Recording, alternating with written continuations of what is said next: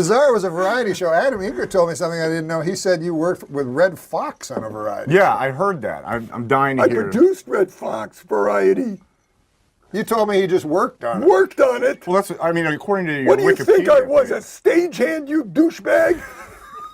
Worked on it. Not the Did you first time I've do been called your douchebag notes? today. No, I want got you all my back on information drugs. from I'm Wikipedia. serious. I want you back on stuff so you know. Close.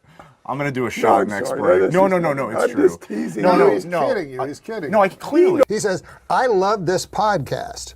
It was great to see Norm MacDonald back, and Super Dave was the perfect choice as first guest. Lose the douchebag.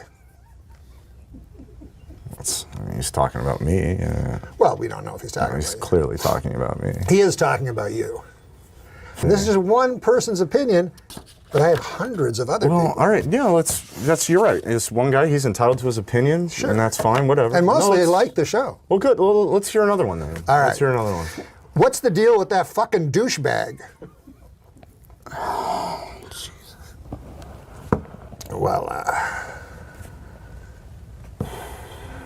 that was about you. I mean, are there any good ones? I'll look. Okay. Not good. Okay. Let me see here. Ooh. What is it? Huh? Is it a good one? It's or- not good at all. I found one. Oh, good. Yes. Okay. This is a positive one. Thoroughly enjoyed it from top to bottom. Great. Blinky91 says. A sparkling exchange between veteran funny man Norm MacDonald and comedy legend Super Dave Osborne. One minor problem. The set. Oh. It's just too distracting. Why are there so many clocks? We're not tuning in to see what time it is in Hong Kong. We're tuning in to listen to comedians doing comedy. Plus some douchebag, I don't know who he was, but I like to punch him right in the fucking face.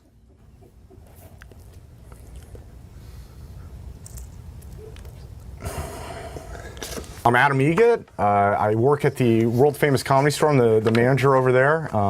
Before that, I was a manager at the Tempe Improv, and I don't know what I'm doing, I'll be honest. And I'm not an actor, I'm not a comedian, but I'm just going to try my best, and I'm going to do the best I can. And I hope the people watching at home will give me a chance to I don't know, just give me a chance. And I did this as a favor to Norm. I'm not an actor and I'm not a comedian. This guy says your face looks like a cunt. I can't even change that. It's not the first time I've heard that. But, I mean...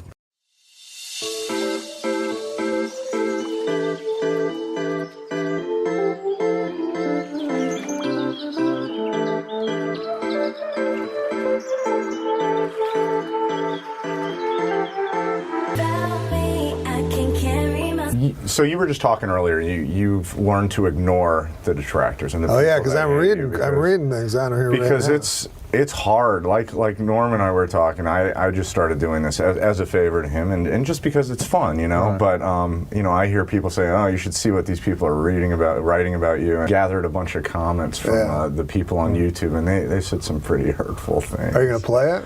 Well, yeah, I thought we maybe show them what it's. Show them what you're talking about. Let's roll the clip. It was great to see Norm MacDonald back, and Super Dave was the perfect choice as first guest. Lose the douchebag. He's talking about me. Well, we don't know if he's talking about you. He's clearly talking about me. That's what you think. We don't even know what the people think, right? It's crazy. Well, first of all, here's what I would say. My advice to you. Think about what douchebags get to do. Think about how, you know what I mean? I do. I would embrace it. I would embrace the whole douchebag thing, because that seemed to be the term that kept popping up. And I would just go with it. I mean, if you're going to be a douchebag, be the best douchebag you can be. The best douchebag I can be. Obviously a lot of entertaining celebrities, but Norm MacDonald used to come on our show in the early days. And those were, I thought, great television because we never knew what was happening, and it was always teetering on the edge of, it was all about to blow up. It's all about to fail, and it would always end brilliantly. And then he stopped coming around, and it was just a period that passed. And I was always sad about that because I thought, we're a very celebrity conscious age, and people always think that the best guests are the biggest celebrities. Sometimes, you know, the best guests are these people that you have a weird connection with, and it's compelling television. People see and they talk to me about it later on. Like, I'll be out in the world walking around and people will say, I saw that when you were with Harlan or when you were with Norm or with Will, and that really got wild and crazy in a way that they don't see on television now. Have you, over the years, who are some of the people who have been your go-to people? That I just remember Dave in his early years had Terry Garr and he had Sandra Bernhard. Yes. And they were kind of magic together. Who are your... I had so many people. Norm MacDonald was this person who would come. You all know Norm MacDonald, but Norm MacDonald, when we'd have him on in the early days, to this day, I've never interviewed anybody like Norm MacDonald. Who was the best guest that you've ever interviewed, and who was the worst? I love Will Ferrell. I also love Norm MacDonald because he comes on and his stories are all invented. None of them are real. They're all old farmers' daughters jokes. And he pretends he'll come on. I'll say, what's up, Norm? He'd be like, the other day I was walking down the road and a pirate comes up to, I'm like, what? Yeah, a pirate comes along and he's got 3 pigs with him. One of them is wearing a hat, one's got a pipe, and then it's just a complete waste of everybody's time that's absolutely delightful and hilarious. And so I love him. Your favorite guests are always like the Bill Burr, Norm MacDonald. This might go off the rails really fast. Type of guys. Yeah. I mean, Norm MacDonald, one of the great talk show guests of all time. He invented something that Norm MacDonald invented this amazing thing that I've never seen anybody do before or since. It's kind of like he split the atom. It was that revolutionary. Norm would come on and he would, instead of telling you a real story, like if I had you on the show and you're like, hey, Bill, tell me, well, and remember I was living in Chestnut Hill once, and you would tell a real story about what happened to you in your life. Norm tells old jokes as stories that happened to him. Yeah. So I'd be like, Norm, what are you up to?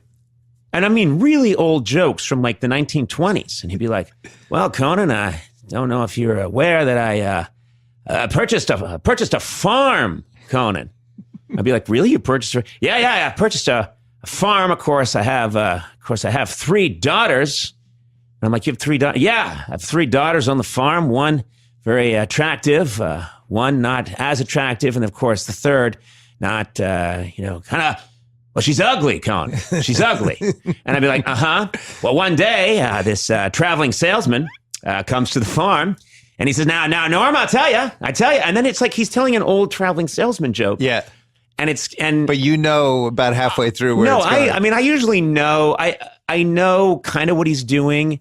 I'm laughing that he has the balls to do this. I'm laughing at the audacity.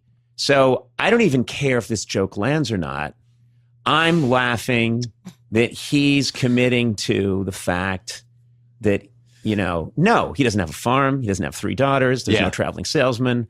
But he doesn't care in a way that is exhilarating and scary at the same time. Do you know what I mean? Yeah. And plus, he probably has some people in the audience who are taking completely seriously, right? Yes. Yeah. He's got some people thinking. We call them tourists. Yes, we call them. They're usually from San Bernardino. Well, Norm had the greatest talk show moment in the history of talk shows with Courtney Thorne Smith. That was epic. That was so great. And it's funny because it's lived on. Who knew that we were going to have YouTube eventually where we could just queue it up on command? God bless YouTube. I had no idea when those things were happening. I thought, we're talking 1993, 94. When those things were happening, I thought, what did I know? I just thought if you were up and you saw it, that means you saw you saw an amazing thing happen. And if you, and then maybe if I get to stay on the air long enough, we'll have a 1-year anniversary show and maybe you'll see it then. But if you're not there for that, it's gone. And now I meet people, that around the world that will say, oh, I just saw that thing with you and Norm and Courtney Thorne Smith. And I'll think that was a moment of my life when I was 30. Yeah. and I'm like 85 now. Like, how is that possible?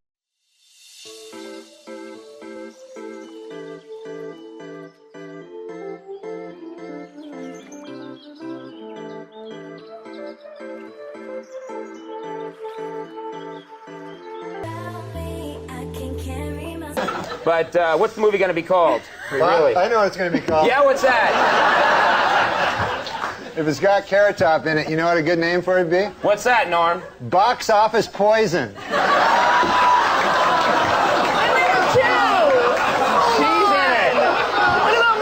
Courtney Thorne-Smith, the girl sitting to your left, is in the movie. I'm going to go see it for Courtney. There's this movie coming out. Yes. Title undetermined at this point. Chairman of the board. Oh, all right. Do something with that, you freak. I bet the board is spelled B-O-R-E-D.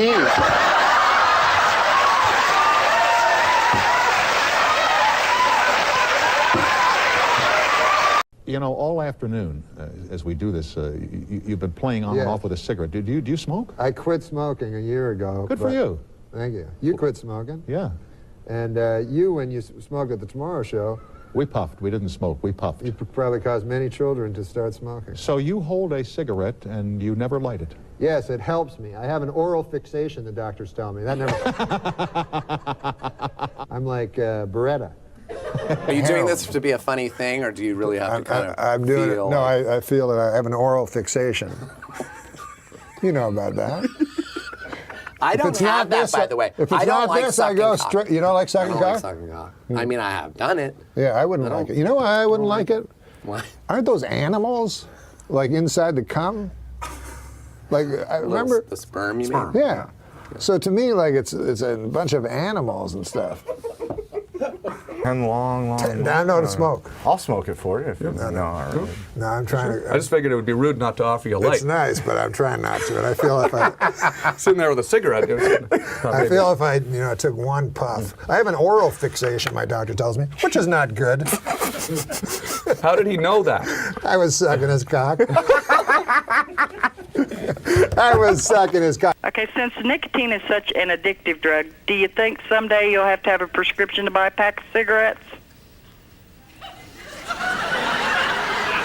Well, you know, they always bring up the Constitution and talk about how we should still have the right to a militia and all that. But let's face facts, this country was built on tobacco growers. So, you know, if you're going to start changing, if you're not going to change one thing because it comes from way back then, you can't change this either. There are farmers out there who make a living. Tobacco is one of the crops that got this country going. So, no, I don't think they'll ever make it illegal. Yeah, no, they shouldn't make it illegal. I know. I think Norm's backing me up on that. What motivated you to quit? Well, I guess I read this thing about how it was like a phallic symbol, and my doctor went in. He said, you probably have an oral fixation, which you know what that means. Let's not kid ourselves, right? So that's why I always smoke like cigarettes instead of cigars, because if I'm gonna have I like a little white thin cock. You know? Are we back to cocks again, huh? I go away to Ohio, Middletown, the center of the universe, to take a nice clean call, and then I space out. I'm thinking, I can't listen to Norm for a second. I gotta get a time cue here. I come back and you're talking about having a thin white cock in your I don't have a thin white cock in my cock, you mean? No. In my mouth. No, you misunderstand. What I'm saying is this. I'm just saying don't make the mistake of thinking I fucking listen to you. I just want to make it clear about that cock thing. I was just saying, if I ever was gay, if they suddenly made it mandatory or something, then I would choose the smallest cock, and I would like a guy that came fast. I don't know. I thought the subject was cock. No, cocks is next week. I'm sorry. Does that answer your question? Yes, it does. Norm MacDonald, ladies and gentlemen.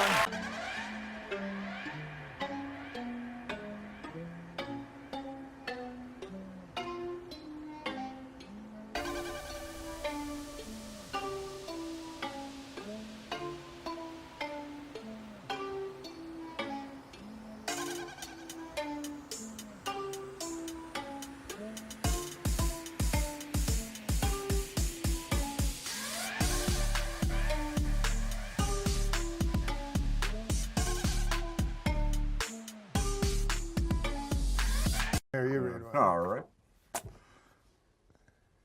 No. You don't like that No, one? I mean, I like it. It just. Do you understand that we're on the air? Yeah. Oh, right.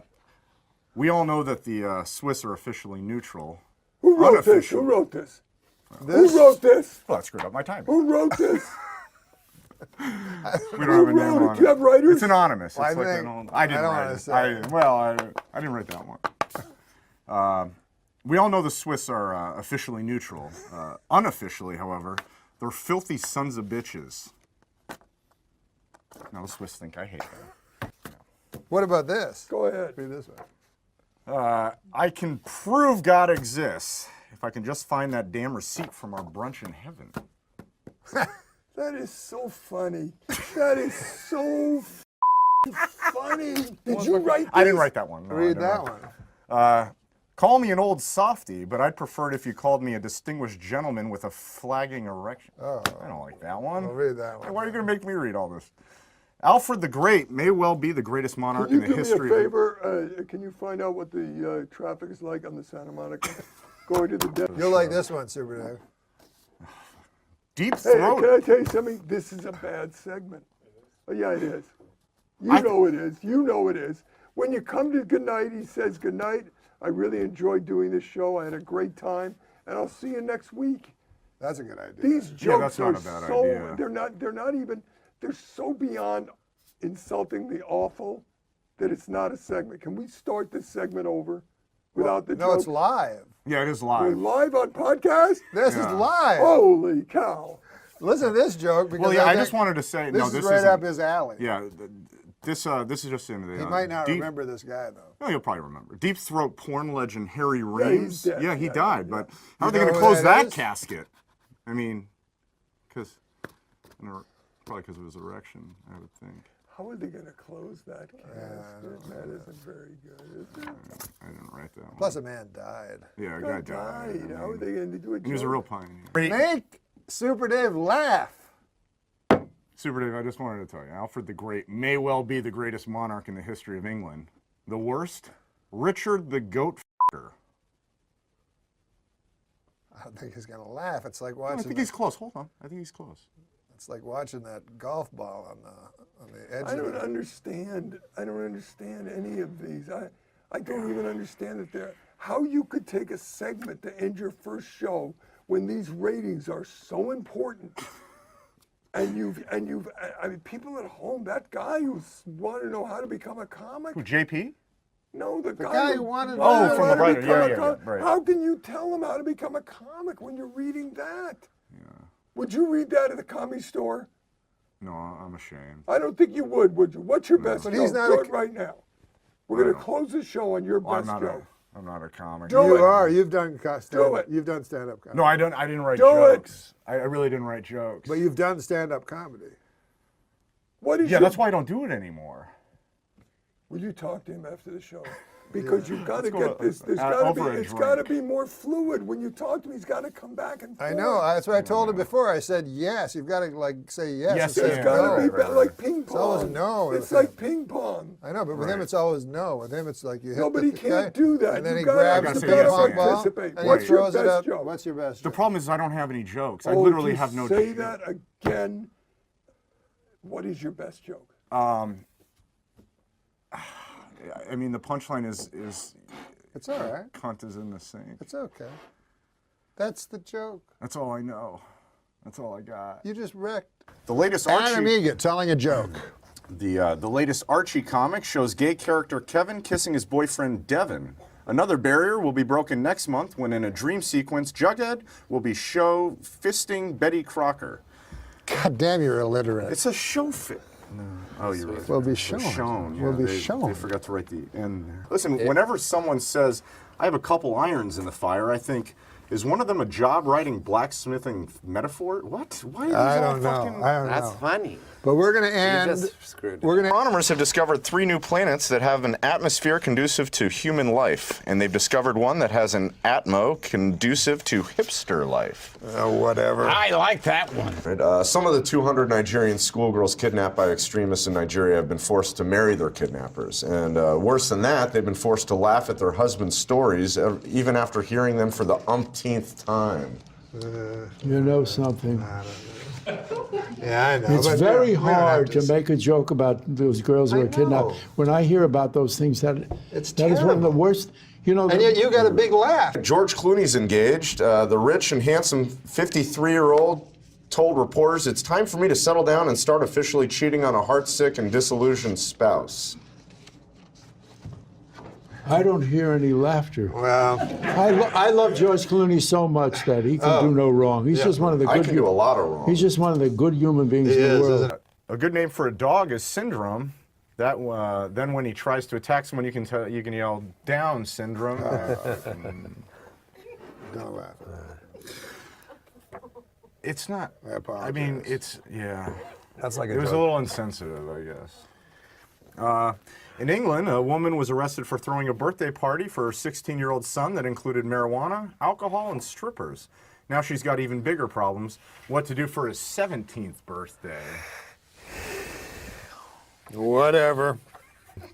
There's going to be a Broadway musical based on the movie Rocky. I don't know if you guys heard about this. In the Broadway musical version of the show, after Rocky climbs the steps of the art museum, he goes inside and spends 2 hours looking at paintings. Yeah, I know. God damn.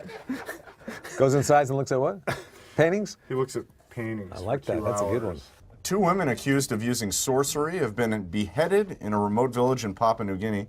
A team of police rushed to the scene but were forced to stand by and watch the victims being decapitated with axes as locals refused to let them come to their aid. Norm, if you ever go to a remote village in Papua New Guinea, at all costs, avoid using sorcery. I didn't understand any of that. Maybe you'll have me Everyone back. stopped listening like 3 minutes in. Mondays aren't actually worse than any other day, according to a group of researchers who've never read a Garfield comic. Fred? Workers at a Harvard University library have discovered a book that's bound with human skin. Ew. I know, God it's disgusting. almighty. Anyway, they were able to determine that part of the body the skin came from after the book was grabbed by a sexy librarian and immediately expanded to 3 times its size. 3 times its size. Maybe if he didn't start. Does that maybe mean it was made from a penis? Yeah. Oh. Michelle Obama has booked a cameo on the ABC show Nashville. With this and her appearance on iCarly, I think Michelle is ready to start appearing in films. May I suggest my favorite film series, Black Ass F***ers? It's actually. You don't hear anymore about Bob Costas' infected eye. Who is stonewalling this investigation? I'm thinking about a year I would work on my delivery, but it's just not working out. I think the joke You don't is hear any that, more about Bob Costas' infected eye? Who's stonewalling this investigation? He's a consummate amateur. Yeah. You want to do that one? Yeah. Adam? One day in the hopefully not too distant future, North Korean dictator Kim Jong-un is going to hear a loud popping sound, the sound of his head coming out of his ass. That is very kind of you. That was the kindest guest to you so far. Yeah, by far. Just in case he's still booking Tempe. So this week I learned by Adam. Invited back to the comedy table. These are always fun. This week I learned, just because I masturbated to that picture of a guy falling to his death on 9/11 doesn't mean I have to share it.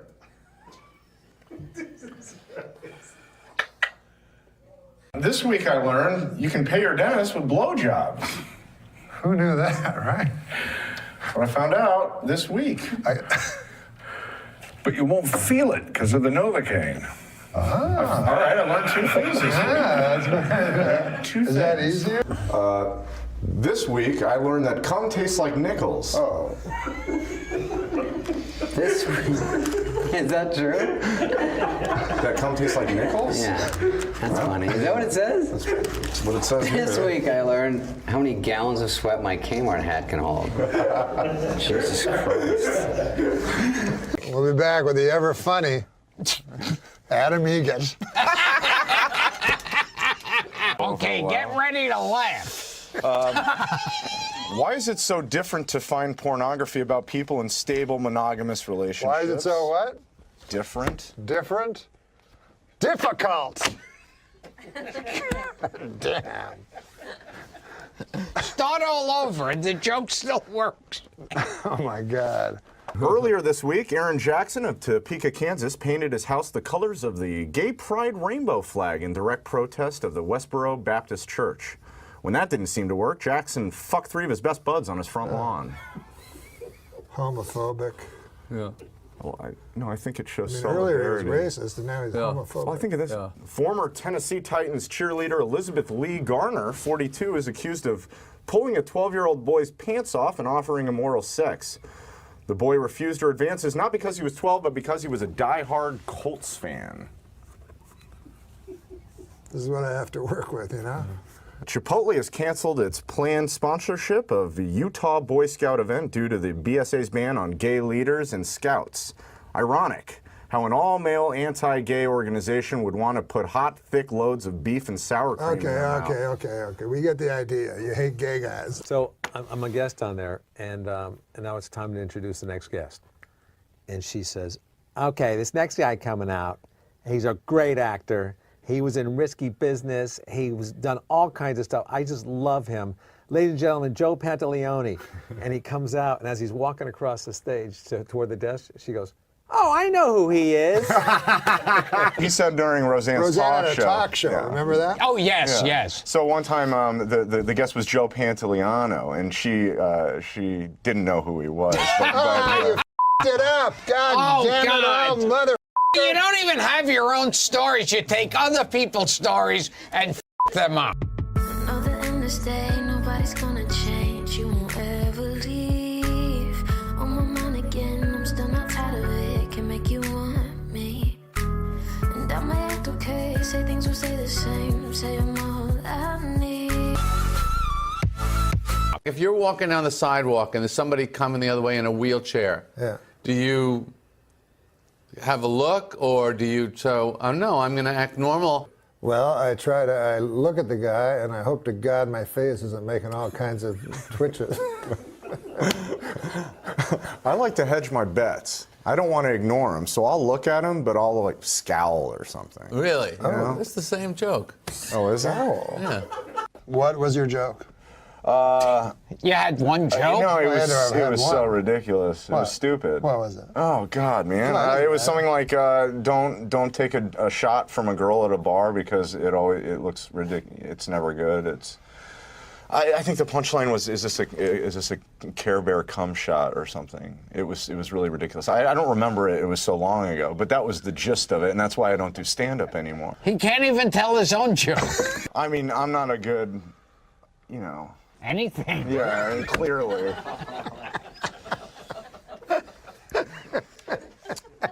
I mean,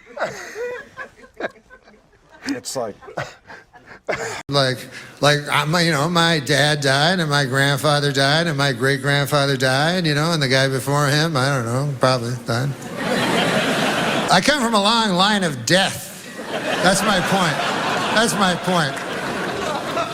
Like I've noticed on your special, you do have a lot of bits that are very funny, but like very dark as far as the death and growing old and disease and things like that. One of the funniest goddamn things you were saying was, your odds of getting attacked by a terrorist are 1,000,001, but your heart attacking you. It's just so funny. Your heart attacks you. The heart's not. What are the odds of your heart attacking you? Your That was heart great. attacking I you. thought that was offensive. It was very well, the offensive. people who've had heart attacks, Carl, it's a good very point. offensive. Funny to us. It's too soon. But like, you think about it, what's the odds that a terrorist will attack and kill you? Almost zero, But what are the odds that you will be attacked and killed by your own heart? where is that? Like, where are you as far as that goes? Are you authentically petrified of the end or of falling apart? Which I isn't mean, it? I shouldn't think about it as much as I do. You but do? Do you lay there? I go fucking. I get a lot of tests done. Do you? Yeah, Like my make sure doc- everything's cool. Your cholesterol. This happened to and- me one time. Because, like, people say, oh, you're a hypochondriac and shit, but I'm like, no, fuck, that's not it. It's like the only chance you got is early detection. That's all you got. And so I used to go to the Mayo Clinic, you know, in Rochester, Minnesota, every year, and I would have, this is what I would do. Because I don't, this is what doctors do. They'll just fucking, you go, hey, I got a cough. That's probably a cold. Right. You know what I mean? They just brush everything off, especially if they know That's you're a what they told hypochondriac. Jim Henson. Yeah, exactly. Yeah. So what I would do is I'd go to this is what happened to me. I went to the Rochester Mayo Clinic, and I would exaggerate all my symptoms. So I go to the stomach guy. He goes, "What do you got?" I go, "I fucking shitting blood. I'm coughing up blood." He goes, "Holy fuck!" So he'd give me a full thing. I wanted to make sure I got a full thing. So every fucking guy, blood was coming out of my nose and ears and my asshole and everything. So anyways. Just so I get a full, clean bill of health. So I did, and then that's when I'm most happy. Is just when I'm walking out of that place. Now, how long does that last? Doesn't last long because obviously, Something can pop up. 2 days later the fucking thing can start. But then, a fucking 6 months later, I decided I never had insurance before, so I decided to get like life insurance. Couldn't get it, right? And so I fucking said, why the fuck can't I get, nobody will accept me for life insurance. Anyway, it turns out that the life insurance people are privy to all the doctor's notes. Oh, so you were they saying... got the doctor's notes. Even though I had a clean bill of health, they go, this guy's shitting blood, fucking blood everywhere, you know. I can insure this motherfucker. Yeah. So they said he must have some unknown disease. Oh, shit. Oh, shit. So it took me a long time, and then finally I had to get that fucking Ed McMahon life insurance. Those guys are like, hey, man, will nobody fucking give you life insurance on account of you're fucking old and sick and going to die? Here, we can give it to you $1 a month. If you're 65 or older, you can get term life insurance. Yeah. And then it says doesn't kick in for 3 years, premiums, you know. And plus, imagine if you're the fucking guy that's asked to do that commercial. And it's like, and no medical tests. We won't ask any medical questions. Imagine you're an actor, like you're fucking like Robert Wagner, and you know that's you know, like, hey man, do you think about death every fucking day like me? Did you never fucking think of taking care of your family at any point? Until right now when you're on your deathbed? Until now? Holy shit, man. Yeah, I did notice during the special there were a lot of those things, but you make them fun. It's very rare that you could use the word cancer in a bit and actually make it funny.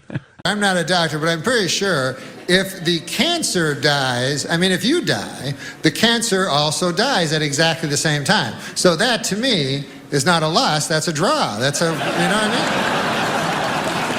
It was just, yeah. No, I'm not like, that's not what I talk about in stand-up. That was just a certain period of time. No, that's what when I mean. You know, it's thinking about shit like that. Do you? I noticed because I'm very bad with me being alone with my own thoughts at night. A lot of times, if I'm just in a quiet room without the TV on, like I'll just think too much to go to sleep. Yes. And it could be anything. It could be like, oh, there's a kind of a program I want to maybe work on tomorrow on the computer. Yeah. Or it could be, hey, I wonder when I'll die. Yeah. You know, and that. So I like having the TV on just for that. Are you good with your own thoughts, just laying there in the quiet? I'm no good. No? I try to, because you know, you try something to get off the whatever the fuck you'd use to quiet your mind. You know, yeah. Whether it's booze or whatever the fuck, pills, whatever it is. But I try meditation, try that, you know. To me, it worked the opposite. Like I'm sitting in a room of people, they go, just close your eyes. They go, thoughts will happen. No fucking kidding. Racing hellish thoughts, you know. And then the guy's like, just let them go. I'm like, ah. And then you open your eyes, you look at some other fuckers right beside you. Yeah. And I tried it 3 times. I could never get to any place of quiet. No, I need a lot of distractions, and I could still operate and work. Like I could make myself, you know, go to sleep, or if I'm working on a computer or something. I'm good with the TV on or something like that. Yeah. But I need You this need constant distractions. little distraction, because if you're just left alone to your own devices, your thoughts will turn horrid. I stumped a fucking psychiatrist once. I said to the guy, because I was fucking gambling all the time, shit, right? I had a gambling addiction. I'm over it now, but shit. But he said, I bet you're not. That's a good one. He almost lost everything. Yes, Chipperson is very funny. But he said, the psychiatrist, he said, you're using gambling, you're fixating on gambling in order to escape your real thoughts, you know? Mm-hmm. And I said to him, isn't that why you do everything in life? And literally, I stumped him. He had no answer. He was like, and then he recovered and tried to make it. But isn't that why you do everything? Yes. So you're not sitting at home just thinking about what was what's your, really going to happen to us? where it all ends? Norm, are you in therapy at all? No. Really? Psychotherapy? Yeah. Have you ever sat with a therapist and? No, I don't believe in psychotherapy. You don't? No. Really? Why is that? Because I've read psychotherapists. Yeah. And I don't agree with their. Do you do your own psychoanalysis? Do you? I have spend my a lot own of time, beliefs. Right. But do you spend a lot of time in sort of self-reflection and? Yes, Do you? I ruminate. Do you?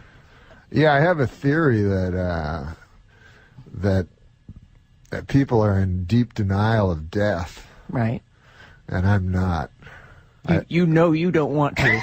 No, I think most people don't think they're going to die. Well, you know what's funny that you say that, because just even in the last week, I'm like, nobody really thinks they're going to die. Yeah. Like, you just can't get your head around it because you're so busy living. Right. You're It's like, almost that's not gonna happen impossible to me. comprehend. Right. And everything you see is living. Even if someone else dies, it's always a shock because they've always been alive.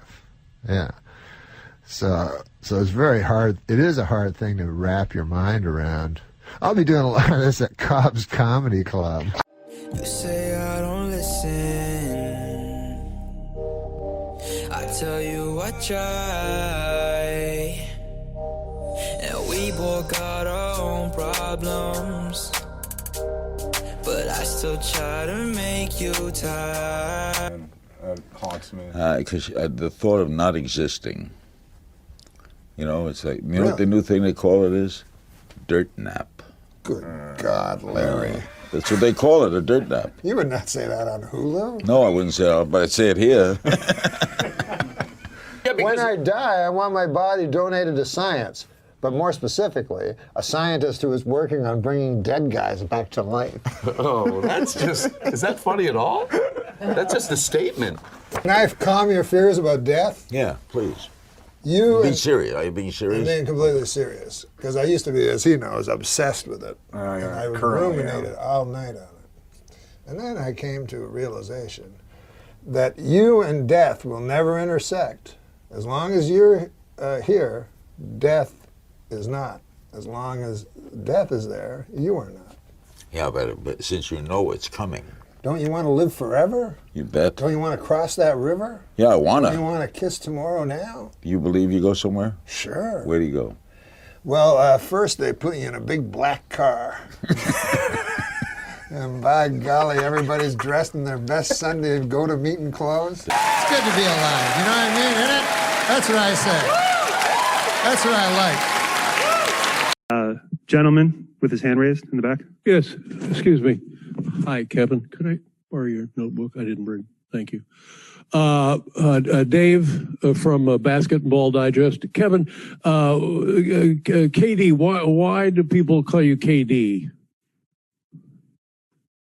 Can I call you KD? Or? Yeah. Okay. My first name is Kevin. Right. And my second name, my last name. My second name. My last name is Durant with a D. KD? This year, what percentage do you plan on giving on the court? 90, 95, 100, 110? What are we looking at? 110. 110. 110.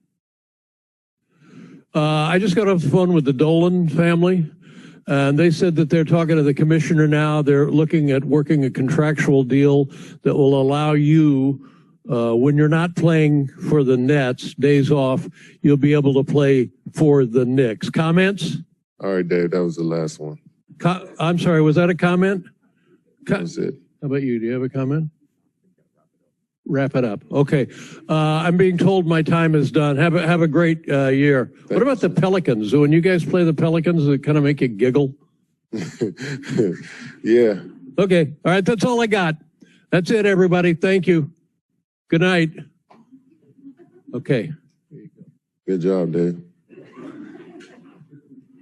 I have to go make some calls now. Tough act to follow. We'll go to Brian Mahoney, Associated Press. You let anybody in here. Hey, I heard that. Is this a really good question, Norm? Here's a familiar face for you, it's a Blake. question from Blake's good friend, Norm. No, Blake, it's fun watching you this year. Wasn't it cool? Yeah. Thank you. And I was wondering, like, there's a kind of a curse with Rookie of the Year. Nobody's ever repeated it. I didn't think about that. Well, I'll try as hard as I can next year, but All right, man. I don't know. Thank you for that question, though. That's going on top of the goals for next year.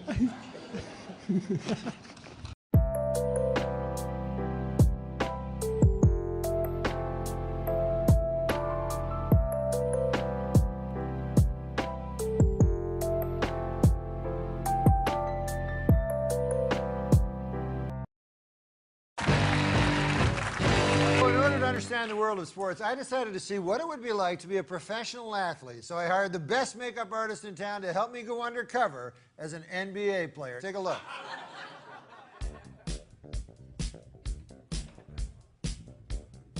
Hey, Alexi. So you're the guy that made Tyra look like a fat lady, right? Sure am. Excellent. Okay, well, make me look like that guy. You got it. Yeah. You work the face, I'll work the body. Oh. Oh. That's not Blake Griffin-y enough. Come on, man. More Blake Griffin-y.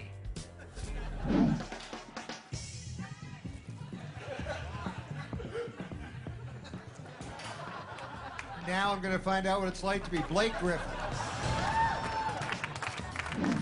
First, I'm going to fool his teammates. Stupid door. I'm Blake Griffin, and you are? Your good friend and teammate, DeAndre Jordan. Oh, my good friend DeAndre Jordan, of course. So what time's rehearsal? You mean practice, right? Yeah, practice. What's up with your voice? What's up with your voice? Ah! I'm open.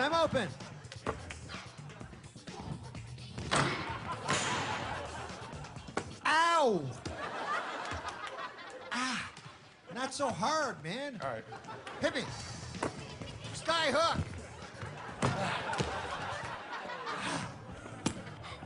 Are you all right? Blake, we haven't started. I gotta quit smoking. Smoking?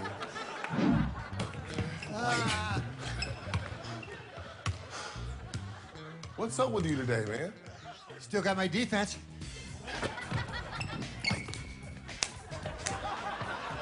Blake, that's a foul. You can't slap me. Says who?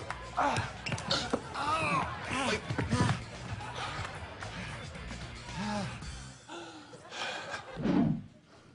I got an idea. This always works.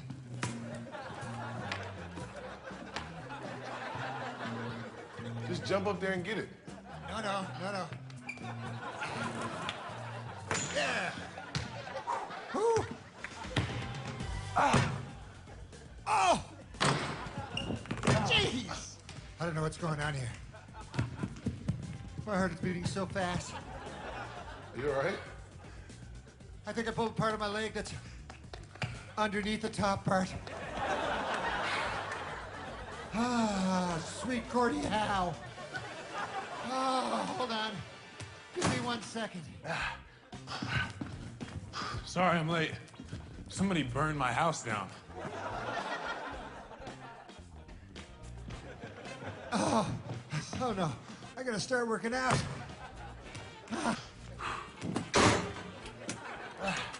Stupid door.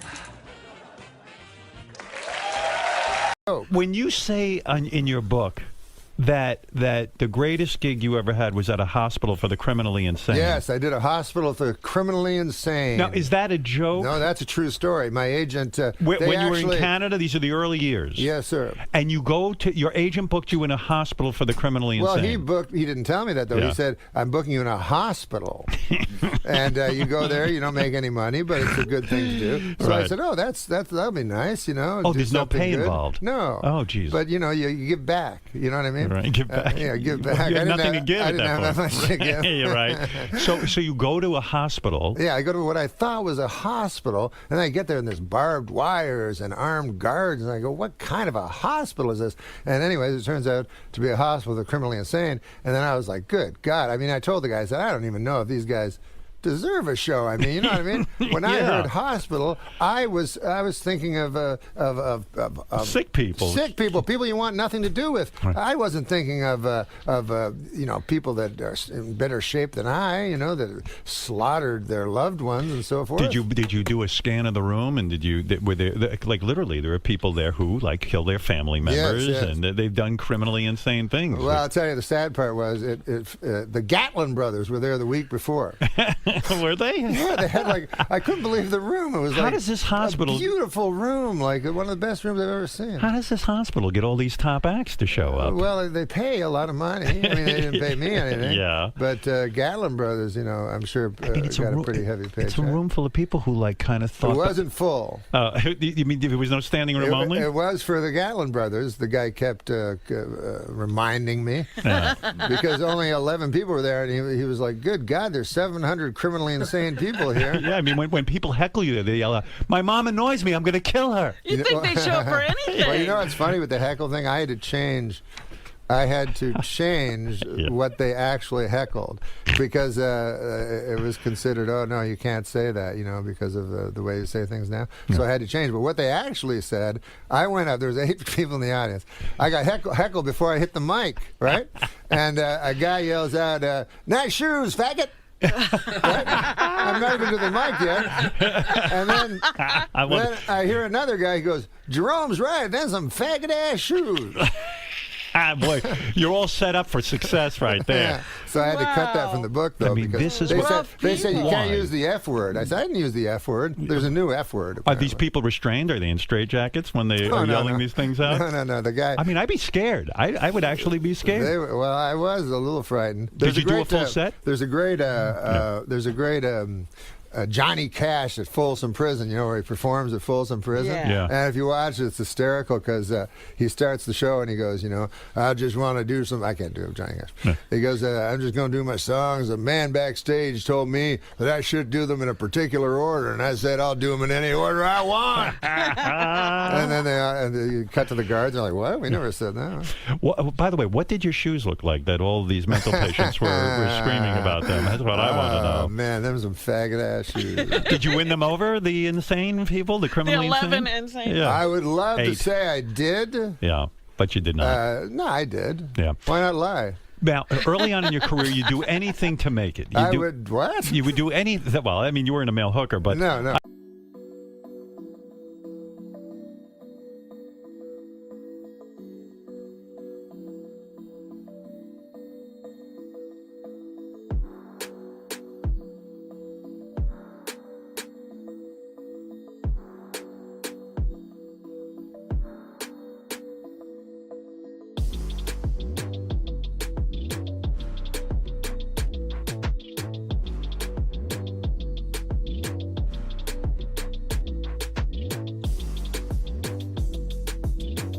No, I did do a hospital. It was supposed to be a regular hospital.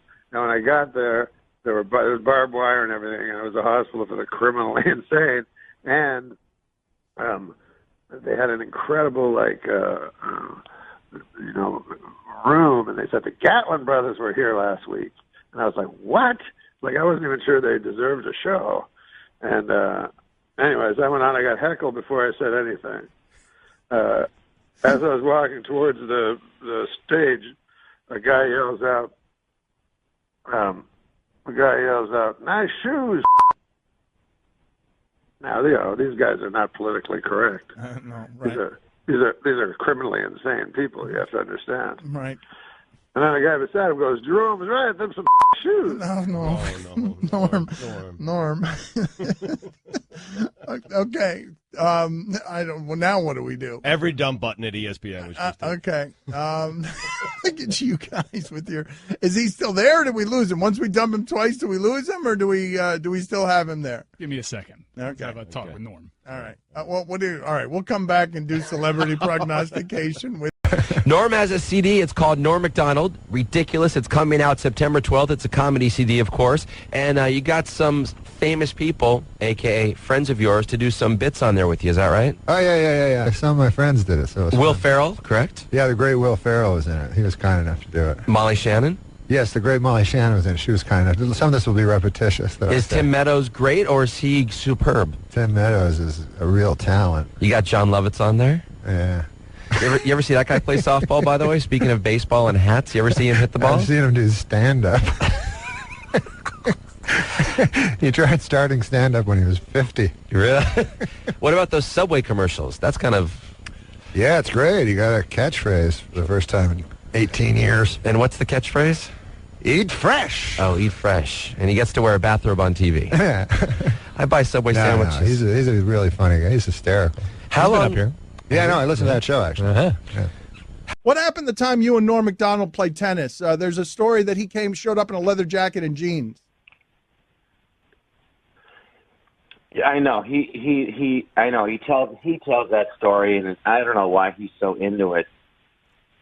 Oh, it's But a funny visual. It's a funny visual. Him dressed like that. What he left out is that we're playing, and he I play all the time. He never plays, right? But he can get the ball, but he dinks it back, and he has no rhythm. Anyway, when someone just floats every ball, if you're not used to it, you can't get any rhythm, and it's just hard to play.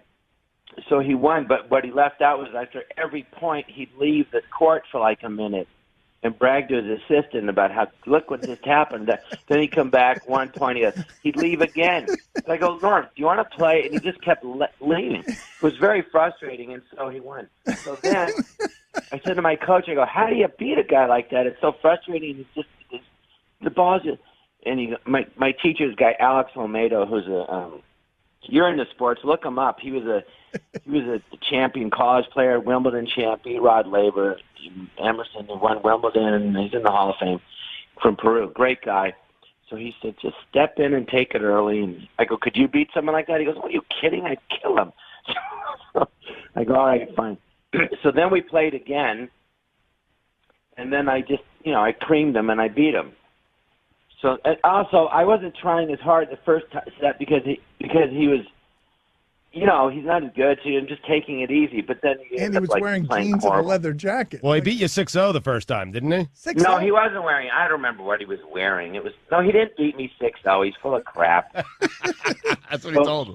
So then we played again, and then I beat him quite easily. And he goes, let's play again. I said, no, I don't play you again. Because when I knew he'd want to play after I beat him, the last time we played, I beat him, and that's that. Give us a good league but of the. He cheats, cheats, and of he's course not he fun does. to play with. Of course. So he tells this story, Right. Give us a good league of their own story. Lovitz! Just back off for a second. Yeah, he's being Lovitz. This is what Lovitz does. I know. Man. This is what he does. Him and Norm, both of them. Give us a good league of their own story.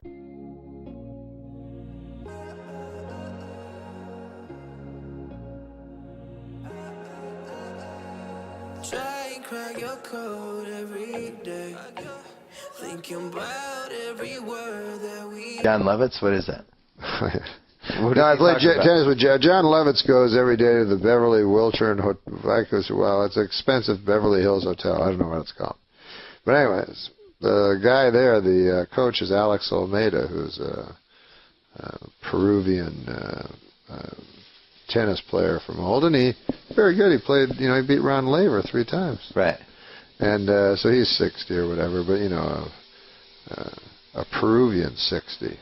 Does that mean he's a young 60 or yeah, an old 60? He's a young 60. Yes, sexy. Peruvian 60, I like that. Yeah, Peruvian 60. So you could still imagine him with a lady. You know what I mean? Like my father when he was 60, it would be hard to imagine. Yeah. But a Peruvian, you know, you can imagine. You can easily imagine. You know what I'm saying? Yeah. Because my father, he doesn't know. You know, he'd get you a Casio watch to a lady. That would be his thing. But these guys, they're more champagne on your spine, my darling. You know, it's a whole different thing. Anyways. So it has nothing to do with his way with the ladies, the story. But John Lovitz got lessons from him every single day at this hotel. Yeah. You know? So then he told me that he was really good at tennis. So I was like, I could beat you. You just assume you can beat John Lovitz in anything, right? Yeah. Because I played tennis 4 times. Yeah. I figured that's about what it would take to beat John Lovitz. So I said, yeah, I'll play it, you know. And he goes, you'll never beat me. I play everybody. What are you talking about? I go, no, I'll play anything you want. So I go to the place, and I'm in my jeans and a leather jacket. I don't have clothes for tennis. I only played 4 times. So I get there, and they give me a club and everything and a tennis racket. And I know, clearly, I'm going to beat John Lovitz. So we start playing, and, you know, I just keep tinking them over a little bit, you know, the little backspin, you know, near the net, whatever that shot's called. So Lovitz lumbers over, you know, and he can never get to it, you know. And so I just beat him like 6-0 in the first set. So he starts thinking I'm doing something illegal by tinking it over the net. The backspin backhand or whatever? Yeah. He's never seen this. He thinks you're supposed to hit it to him. Oh. So so he starts complaining because he's like, I play Alex and I can beat him. He's talking about beating Alex Olmedo, the pro, the tennis 60-year-old Peruvian. Yeah. He thinks. So I said, well, what? He goes, I beat him. I play him every day. You know. And I go, well, Lovitz, this, you know, a tennis pro is one of their big skills is they hit the ball so it will land on your racket. Right. You know. So wherever you're standing, the ball is right there. You know. Yeah. And he's like, that's not true. You know. Then he was convinced that I could beat Alex Olmedo. He said, you've never seen anything like this, Alex. He tinks it over the net. So, this is Lovitz. So then I played, and then he wanted to really win, you know, and he kept playing me, and I said, oh, God. So one day I was like, he was just getting so angry and everything, so I let him win 1 game. Yeah. And then he quit. He retired. On top. Yeah, calling himself the champ. Like John Elway. Yeah, exactly. He won 1 game. He goes, doesn't matter. So whoever won last, that's what they do in boxing. And I was saying, well, boxing, they do have to defend them, but whatever. That's funny. If I could say one thing about the real heroes of the country, which I believe are the teachers, you know?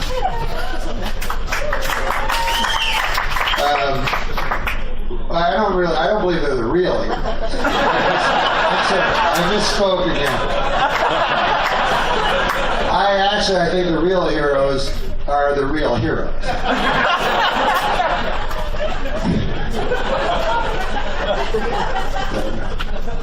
Teachers, they get good press though, because people often say to me, you know who the real heroes are? I go, are they the real heroes? They go, no. I go, oh, they're the teachers. It's counterintuitive that it doesn't seem like a heroic job, but yes.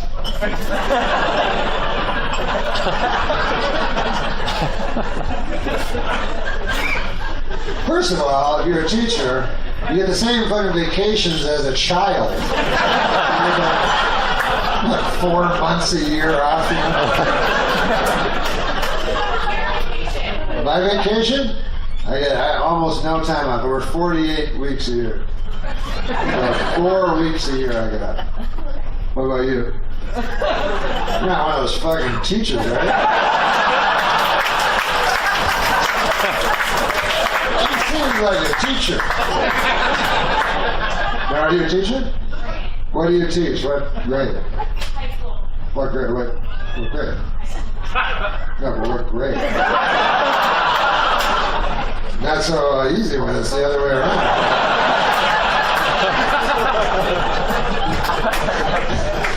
It's always easy to ask the questions. The real heroes are the fucking students.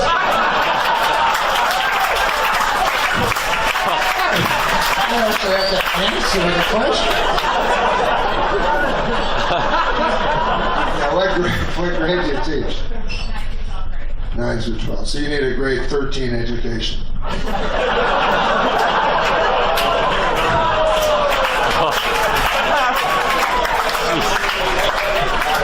You're the real hero. No, you're the real hero. No, I'm just kidding. You're the real hero. Our husband's like, you're not the real hero. Shut the fuck up.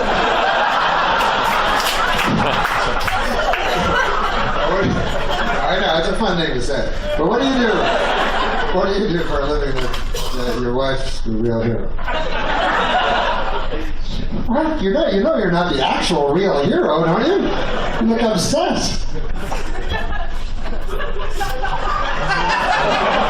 Did you see how upset she is? So you actually feel you're the real hero? See, I think you've disqualified yourself a little. Because I believe real heroes don't think they are.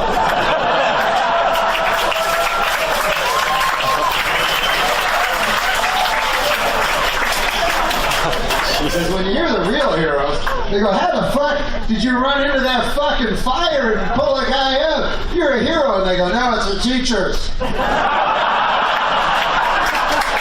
me. I'm a little scared now. I gotta go lie down. Gotta pull the guy out of a fire.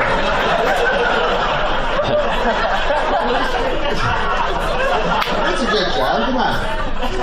Everybody's shorter than you? Are you working? You have to do whatever the fuck you said? No, I'm sorry. What did you say? What? Oh.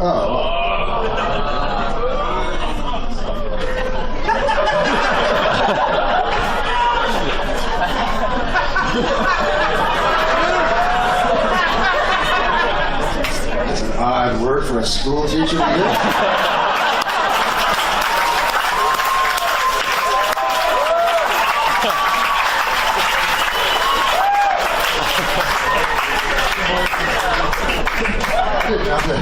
People that were teaching our young children were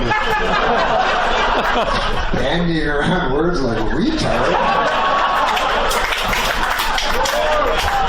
I'm just kidding. No, they do a lot of good. You know what I read, actually, though? A serious statistic? They actually fuck more students than...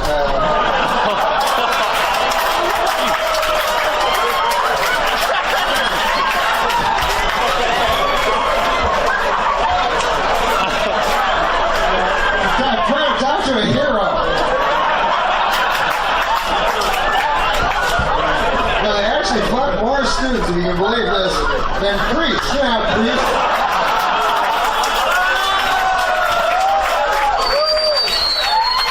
Nobody likes priests. Nobody's going around to a priest to the real hero. And yet actual priests, who I know, I'm not a Catholic, but I know pastors, you know, and my God, they most of them that I know do the Lord's work, you know. I mean, they go out and they're in hospitals and stuff, and they're doing stuff, and for no money, you know, and no recognition, and it's got to kill them, like going, yeah, people think fuck kids. You know.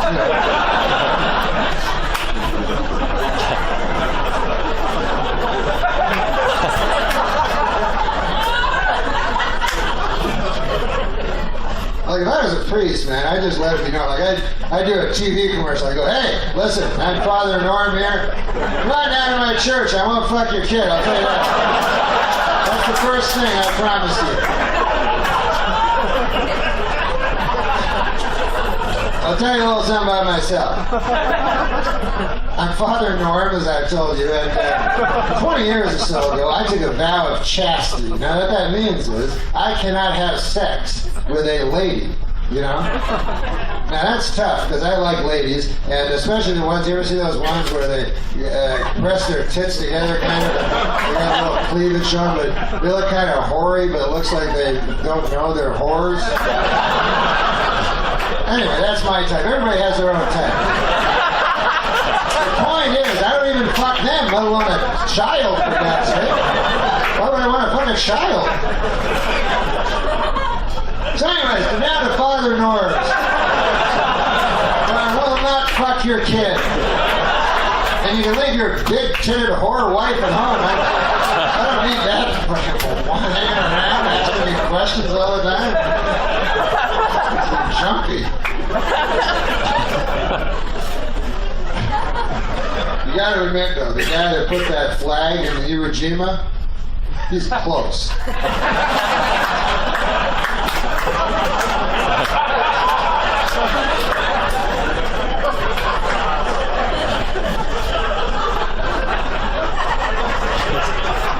That guy went to the moon. He didn't know that when he got there, the fucking spacecraft would crash, or there'd be moon aliens or shit like that.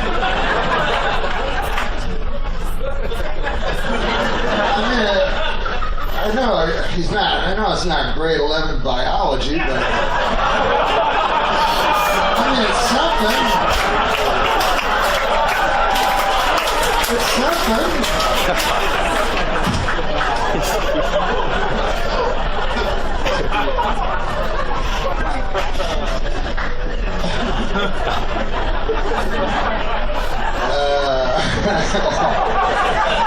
Imagine any fucking other fucking job, you know, you go, hey, I'm the civil servant, I'm a hero, you know, you're fucking retarded, but a teacher,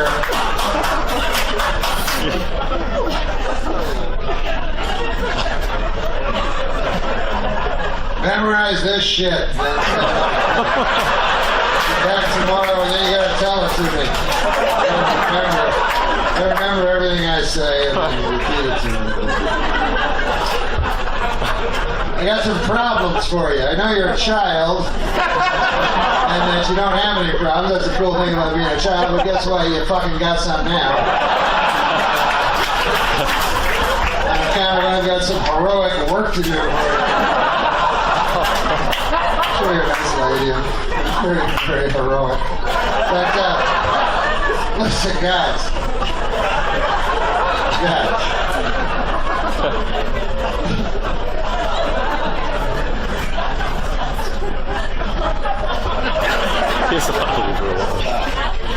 In science, do you teach Newton?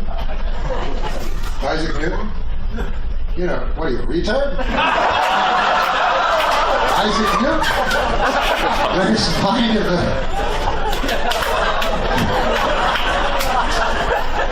The hero that called me a retard is actually a retard herself. Everything's turned on its elbow. I'm sorry, what? A treadmill? Have I seen one? Wait, I don't even get it. It's not good when people are groaning and I don't understand it. No, have I ever seen a treadmill? Yes, of course. You mean the things you walk on? Yeah, I've seen it millions of times.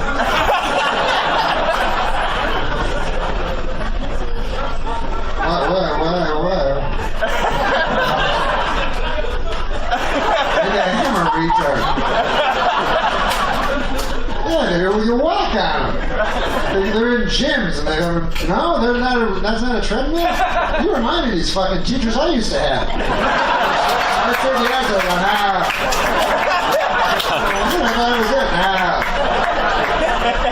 I'm pretty sure I have seen a treadmill, no matter what you say.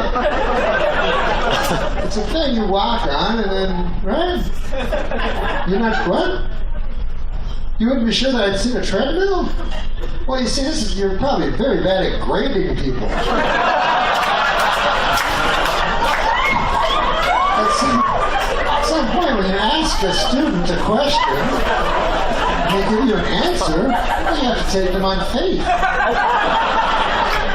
Well, there'd be no motive for me to lie about that question.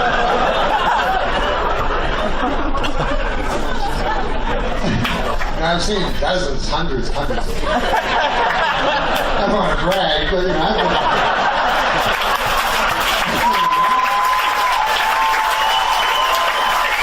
I've been around. I've seen fire, I've seen rain. I've seen treadmills, you wouldn't understand. Baby, I don't think I've ever seen you. It's for the stubble, but it's for a role in a film. Ooh, what's the role? I haven't figured that out yet, but certainly there would be a movie that needs a prospector or something like that. 50 Shades. You saw what's going with Marcia Gay. There's a couple more movies to be shot. You're into that, right, Norm? You like all that stuff? No, I hate pornography. You like the Red Room and the... I don't like any of that. I don't like when love is for sale. Okay. So he says as he takes a sip of water. Let's talk about that celebrity sketch, or that Celebrity Jeopardy sketch. Celebrity Jeopardy. Celebrity Jeopardy. Yes. That, you wrote that. Yes, and you I did. came up with the Burt Reynolds thing. Yeah, well, I wanted to do Burt Reynolds, and then when I wrote it, and then I stole it off SCTV. There was a sketch on SCTV, so I just stole it. But I waited for Martin Short to comment so I could ask for permission to steal it. And then And he was okay with that? he said that Eugene Levy wrote it, and he said, we'll get on a conference call with Eugene Levy. And I said, I'll call him, I'm a man. You know? So Eugene Levy gave me permission. But anyways, when I went to do the Burt Reynolds, Lauren, picks out the costumes and everything. He had a white beard and white hair and stuff. And I was like, no, I want to do him from the 70s. And nobody really mentioned it. Nobody really ever noticed it, but it's weird that there's one character in the sketch from 40 years earlier. Will Ferrell, I watched this over and over. He never cracks. And in this one, with the church for whatever, was he one of the greatest people? Yeah. I wrote it for Will, basically, because he was such a fantastic actor, and I just thought that it was funny that that Alex always has hope. You know what I mean, Alex? It goes bad, horribly bad, and then he still has hope the next time. Then it goes bad again. Question after question, show after show, season after season. I like the way you talk, Thor. You like the way I talk? Yeah, it's like a neat cadence, but you got to be careful what we say to you because it can be shut down quickly, but we're following you over here. You know what I mean? Well, you like how I talk because I talk like a man. And you don't hear that. It's true. You don't hear that much anymore. These days, can't tell the men from the ladies. As I said, we'll move on. You know who's a real man? Have you ever interviewed Josh Brolin? Yes, we have. You have? Yeah. My God, huh? Yeah, total stud. A manly man. He is You got a thing for Josh Brolin? Huh? You got a thing for Josh then? Please, tread lightly in there. No, I mean, he's a hot piece of tail. Yeah, his tail is on fire. Tell us about Chris Farley going from one hot dude. Yeah. Farley. Oh, I man, can't tell you, the love I feel for Farley and his sketches. Was he the guy, even off camera, that just walked into the room and lit it up? Because according to your book, there was stuff you don't even see where he's nude and pretended to be a salad and things are going on. And please He liked being nude. And he would come in and he'd go, I'm a girl. I'm a little girl. He's talking to I'm a little girl. But anyways, yeah, he was the funniest guy. And he would always make everybody laugh. He'd just go out on the street and make them laugh. And you know what he could do? He could fall. I remember we all tried this. We all went on the stage and tried this because he would fall into a breakaway table. And he could fall straight without putting his hands out. Oh, my gosh. And if you try to do it, you always put your hands out. It's survival, your survival instinct.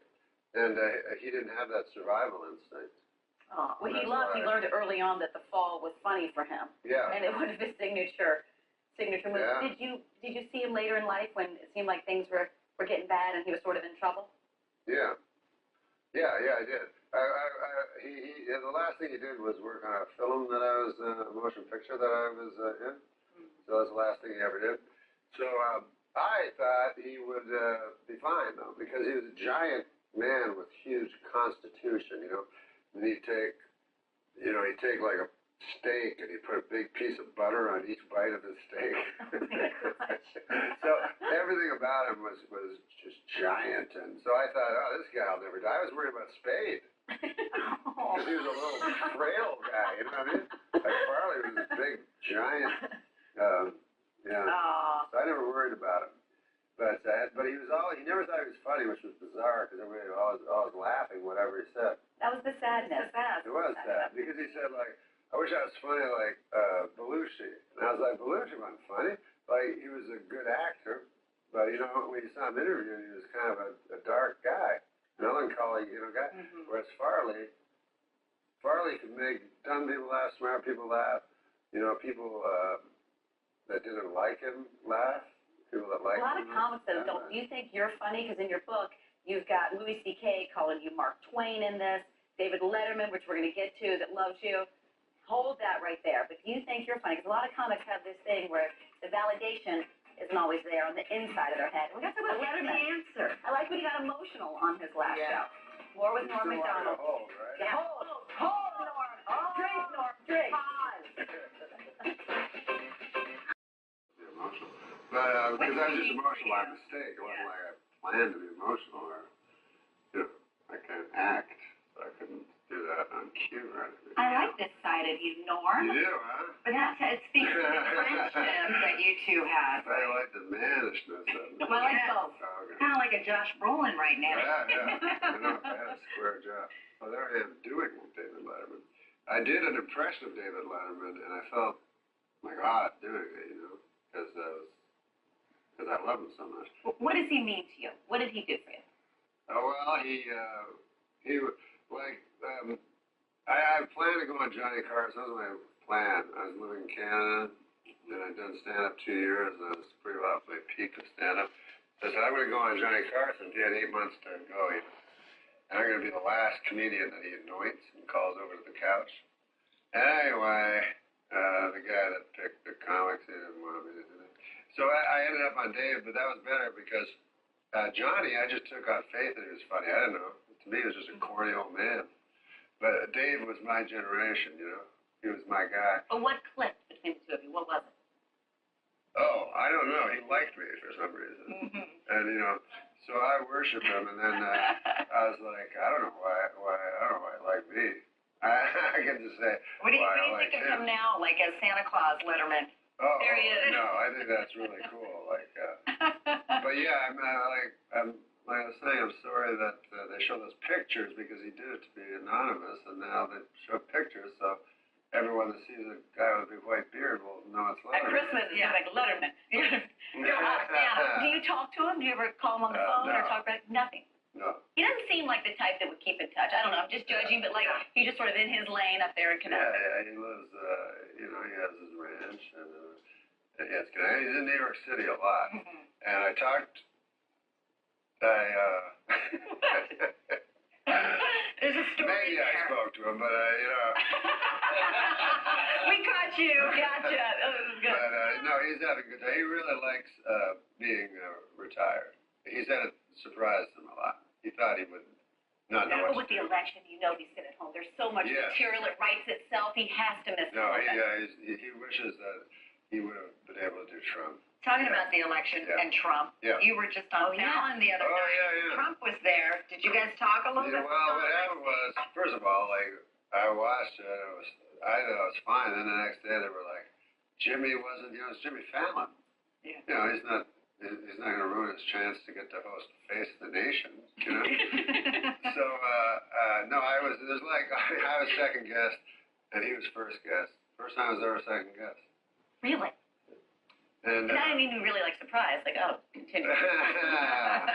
But it was Donald Trump. So there's only a couple minutes between. So Donald Trump came out, and he was with the Secret Service guys. And I said, "Can I get a picture of Mr. Trump?" And so he's like, "Oh, yeah, I know you. I love you. Yeah, we'll get a picture." I knew him from before. He goes, "We'll get a picture. Just give me a minute." And then he turns around, he walks down the hall, and gets in an elevator.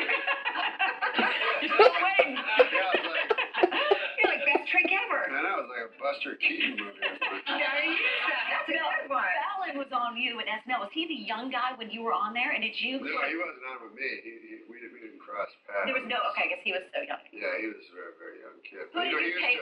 He used to send in jokes all the time when I was on Update, and I think he got one on or something. So he was the young, aspiring, always trying to get in there. trying to get in, and then, but then he got in and blew the roof off. Anybody you paid it forward to is what I was going to ask, because you had so many people. You talked about Adam Sandler and everybody that sort of helped you. Who did you pay it for? No, I didn't pay it forward. No, I tried to help people, but then it turned out they sucked. Like, I can't pick good guys. And if a guy's good, he'll make it anyways. But, you know, I have had a few guys that go, you got to hire this guy. And then the guy phones me and goes, oh, that guy sucked. Like, he was the worst. I'm like, I didn't know. It seemed funny to me. Norm's memoir, based on a true story. How loosely based on a true story, or 100% based on a true story? It's 100% true. Okay. The facts is not a lot of the facts out there, but the truth is there. It's out now. Norm, this has been interesting. Nice to meet you. Thank you, Karen. I love that. Thank you. All right, there's been a lot of drama on the CBS hit Criminal Minds. Thomas Gibson was fired after kicking a writer. You can't do that, Norm. We're going to update from Kicking it, right? Yeah. New cast member Adam Rodriguez is coming out next.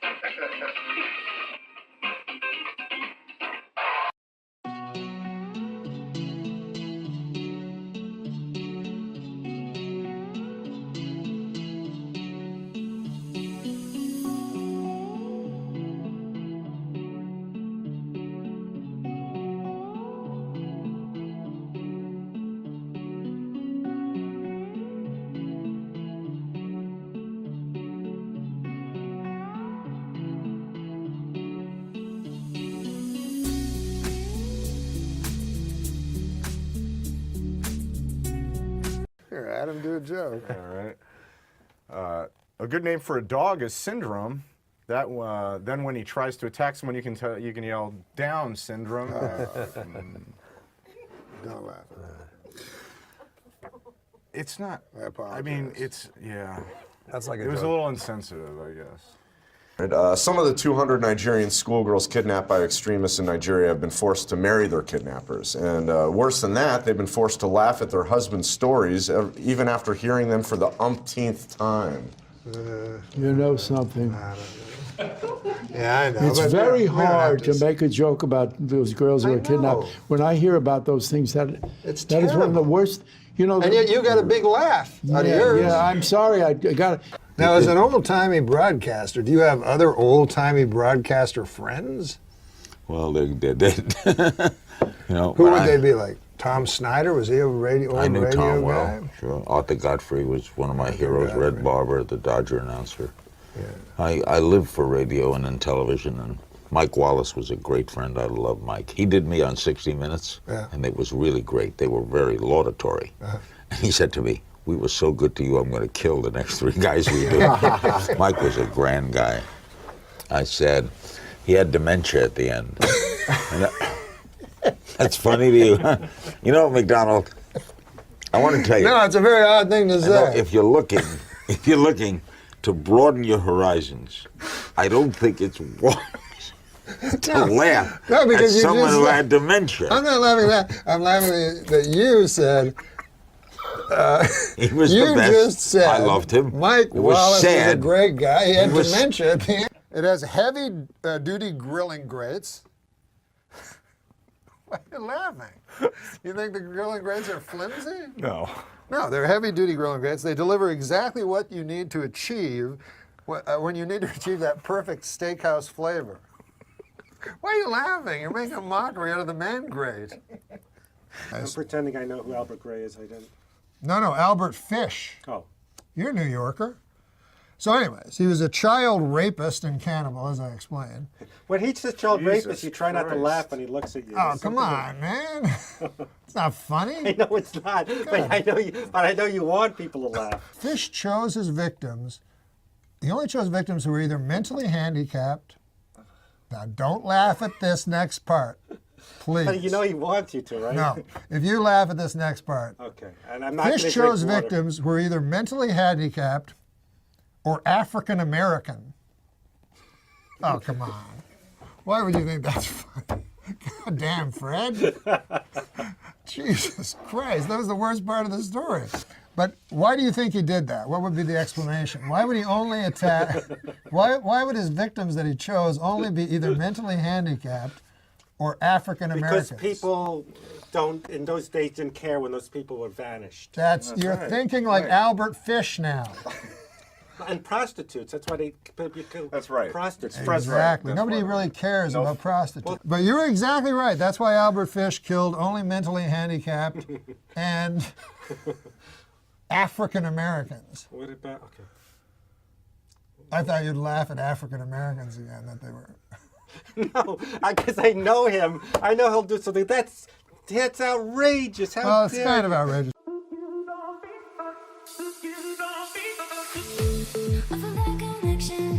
When you touch my body, I know you are something, and I can't ignore it. My friends tell me if I wanna go to the bingo, we'll do my days. Hey, for the 9th consecutive year, Nick, JetBlue Airlines ranked first for satisfaction among all North American airlines. But you know what ranked least in satisfaction? 9/11 Airlines. What a terrible name for an airline. It reminds me of that tragedy. Oh, 9/11. Yeah, don't laugh at 9/11 again. 9/11.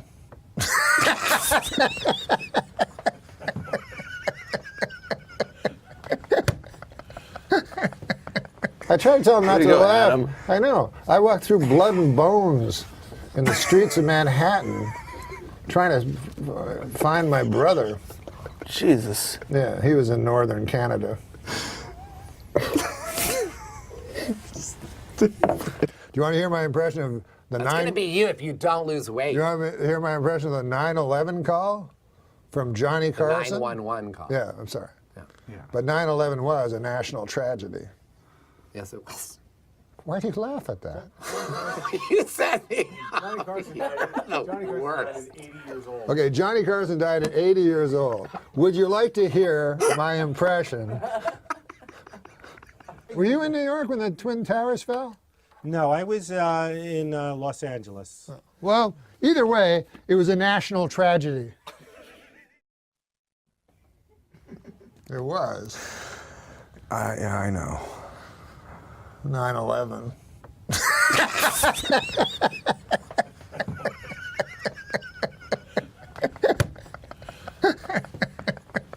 We're going to go to hell. You did that. You're at the Tonight Show. You bring the band up. How was the Tonight? Can you tell us what the Tonight Show? What happened to the Tonight Show tonight? What's the new studio like? Oh, you haven't been there? No. Oh, it's in Universal City, and it's much more like cartoony kind of vibe going on than Jay's was, you know. Kind of same way as his old show was. Yeah. Cool. It was fun. Cool. Well, we have what? Hunter S. Thompson can't wait any longer.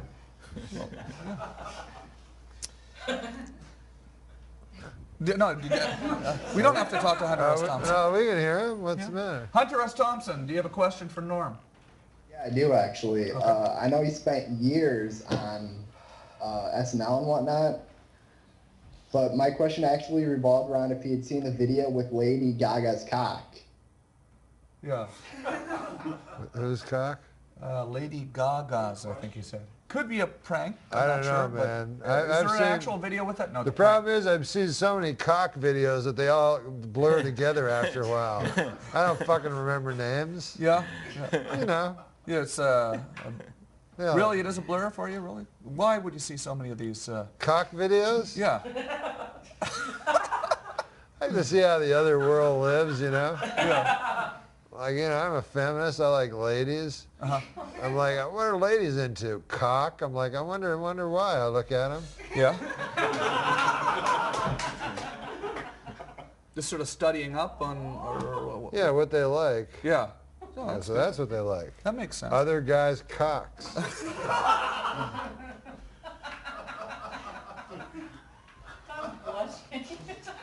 Hey, you're on the air with Norm MacDonald. And his cock. Yeah.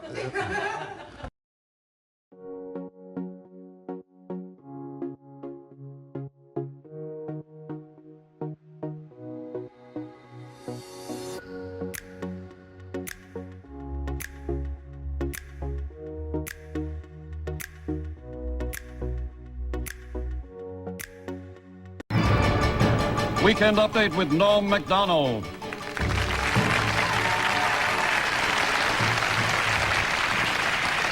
Thank you. I'm Norm MacDonald, and now the fake news. Yesterday, Simpson trial Judge Lancito allowed that mystery envelope to be opened, and it appears Simpson may already have won $10 million. The first deaf Miss America, Heather Whitestone, was crowned last week in Atlantic City. Although completely deaf, she is an expert lip reader. Personally, I don't think she's that pretty, you know. Not my cup of tea. Well, David Hasselhoff is a huge rock star in Germany, where his latest album sold 5 million copies this week, which once again proves my theory: Germans love David Hasselhoff. Christy Brinkley told reporters this week that her marriage to Billy Joel was over long before their divorce. The key moment, she said, came when she realized that she was Christy Brinkley and that she was married to Billy Joel.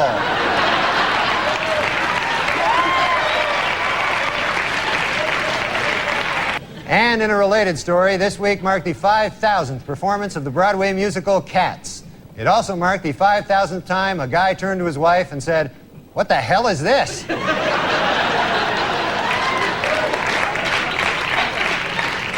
And finally, John Wayne Bobbitt is going to be an adult film star. He has been signed to play himself in the John Wayne Bobbitt story.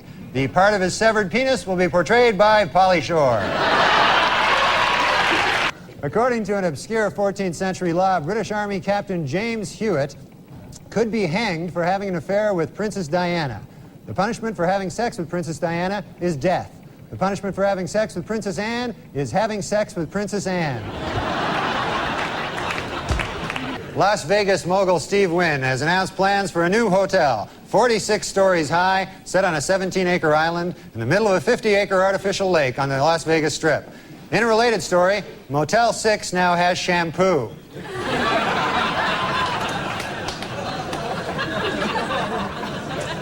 Well, a beef-flavored water for dog hit stores this week, and dogs are eagerly anticipating the arrival next month of the newest water flavor, other dogs' asses.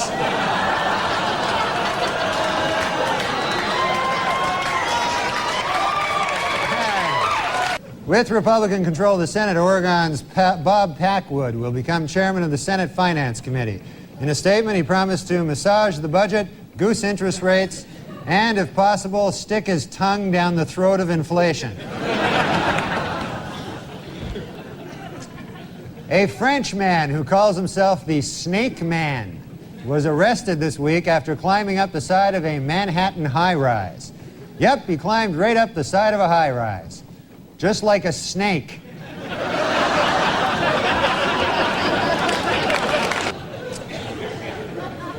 Dr. James Watts, a neurosurgeon who performed the first frontal lobotomy, died this week in Washington. If you recall, a lobotomy involves drilling holes in the skull and then inserting and rotating a knife to destroy brain cells. What a genius, he'll be missed.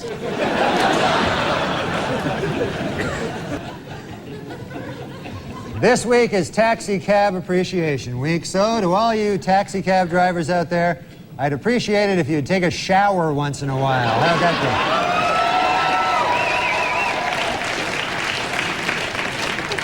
be? A new hangover-free vodka is on the market. Yeah, the ads claim that the 80-proof vodka is so pure, it's virtually headache-free. But before you run out and buy it, remember, it causes massive anal bleeding.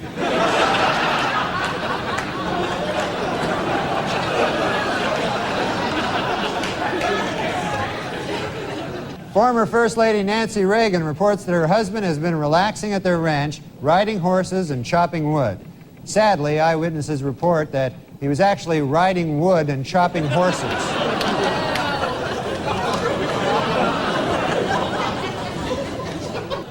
Ted Kennedy says now that he's won re-election, he can finally relax, get off that crazy diet, and really let himself go. Yeah, Ricky Lake, you know, she really is an animal lover, though. She has 3 cats, 2 dogs, and a big ass that follows her around everywhere. Well, there may be trouble in paradise. Lisa Marie Presley confirmed this week that she and Michael Jackson live in separate residences 50 miles away from each other. Lisa Marie was quoted as saying, "I guess being married to a homosexual pedophile wasn't such a great idea after all." Kenny G has a Christmas album out this year. Hey, happy birthday, Jesus. Hope you like crap.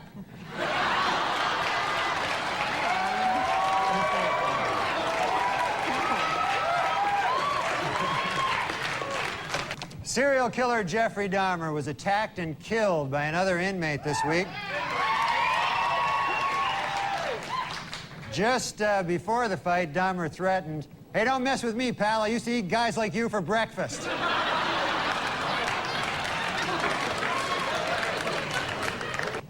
Yippee! Jerry Rubin died last week. Oh, I'm sorry. That should read, Yippee! Jerry Rubin died last week. Sorry about that. I'm sorry. My mistake completely. Just, I didn't read it right. And now it's time for Weekend Update's movie reviews. This week I saw Interview with the Vampire. And here's my review. Not gay enough.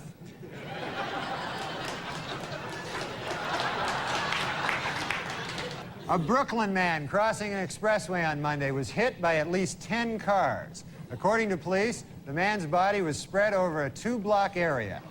Police also reported that various organs were flattened on the road and that his spine had been ripped out of his torso. The man is currently resting in stable condition at St. Mary's Hospital. Well, a study this week reports seafood is good for you unless it's fried. Yet another groundbreaking story from the pages of the medical journal, Duh.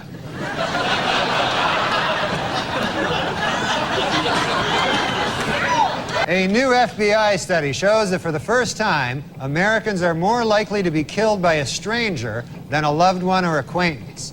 Their advice? Introduce yourself to as many people as possible. A sheepdog carrying $250,000 worth of cocaine in its stomach was found at JFK Airport earlier this week. A customs agent got suspicious when he saw 2 airline employees taking turns sniffing the dog's ass.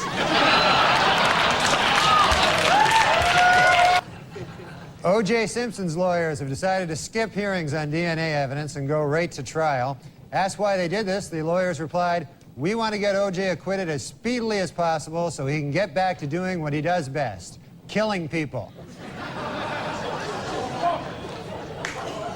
There's a new 24-hour cable TV channel now. It's called Fish TV. The channel shows a giant aquarium of fish 24 hours a day, except from 2 a.m. to 3 a.m. when it shows the Byron Allen Show.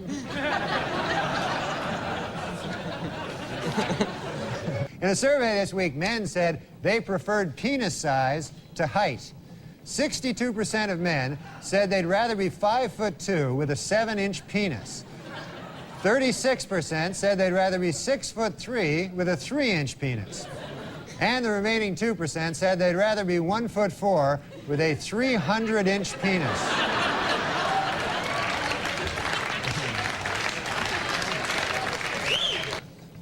Here we see the president and the first bitch.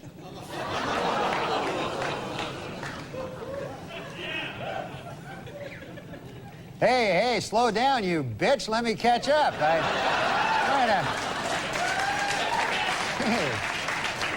A 51-year-old cosmonaut set a world space endurance record this week after spending 367 days aboard the Russian space station Mir. And also, as a side note, he also smashed his own masturbation record.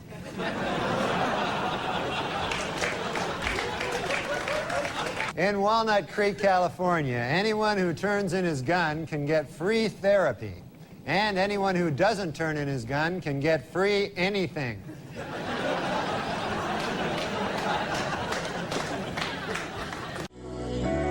Straight to the heart. I went a long time acting like I was a broken apart by you.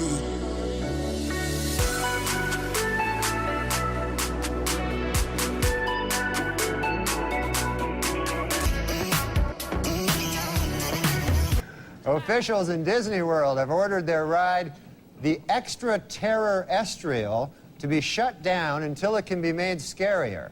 When the attraction reopens in 2 weeks, it will be exactly the same, but missing 6 bolts. The United Paramount Network's new show, Star Trek Voyager, finished in first place Monday night with a 14.7 rating. For those of you who don't know, 1 rating point is equal to 950,000 nerds. In his book, O.J. Simpson says that he would have taken a bullet or stood in front of a train for Nicole. Man, I'm going to tell you, that is some bad luck when the one guy who would have died for you kills you. That's probably... You don't get worse luck than that. Taco Bell this week introduced a new light menu, as well as a new slogan. Half the fat, but still tastes like crap. OJ's pal Al Cowlings now has a 1-900 number. For $2.99 a minute, Cowlings will tell callers that OJ is innocent. And for $3.99 a minute, he'll try to do it without laughing. And now a correction to a story we ran last week. Prince Charles is actually the one in the middle. So we apologize for that. 130 years after the Civil War, the state of Mississippi has finally voted to abolish slavery. Representatives say they would have liked to have done it sooner, but they were delayed due to some awfully big cotton crops. They had some kind of big cotton thing. All right. And finally, the Oscar nominations were announced this week, and Tom Hanks and Jodie Foster are in a heated competition in the Academy's controversial new category, Best Retard.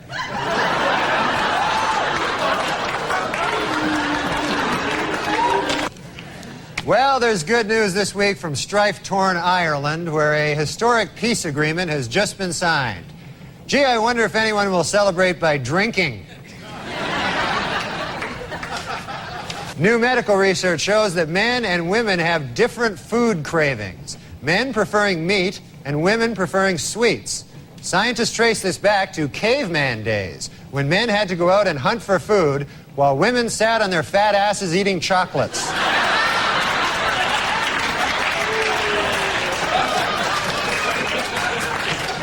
Washington Power twosome Mary Madeline and James Carville are expecting their first baby in July. No one knows if the baby will be a Democrat or a Republican, but doctors are sure of one thing. It will be weird looking.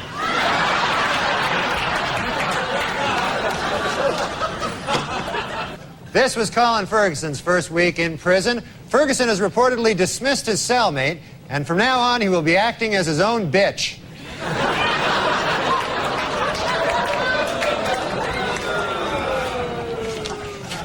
The richest girl in the world, billionaire Athena Onassis, celebrated her 10th birthday this week.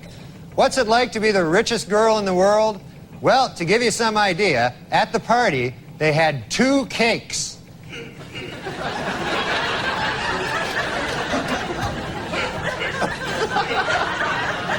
Due to a change in policy, Amtrak employees will no longer be able to kick homeless people out of Penn Station based on the way they look.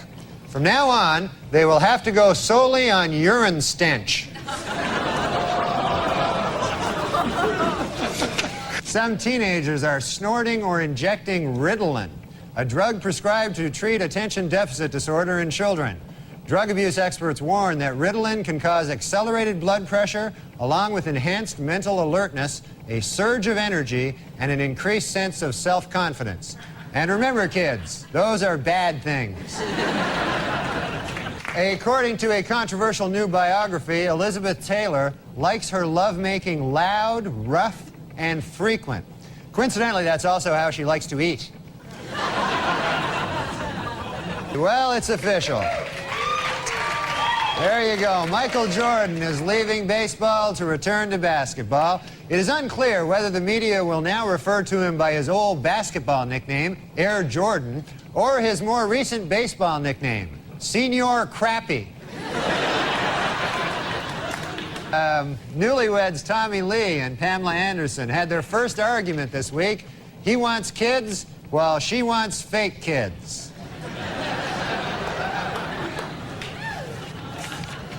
A new study says that people who quit smoking have healthier lungs. Yet another groundbreaking story from the pages of the medical journal, Duh.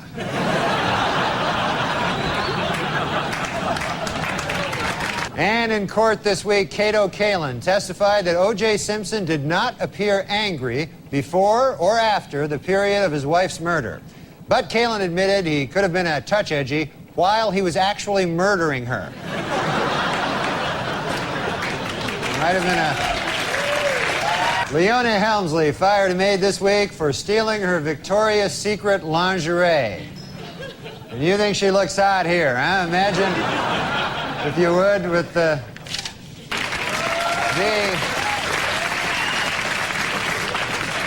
Hertz rental car company announced this week that it will buy 520,000 vehicles, increasing its worldwide fleet 24%. In addition, they will try to find a new spokesman who won't kill his ex-wife.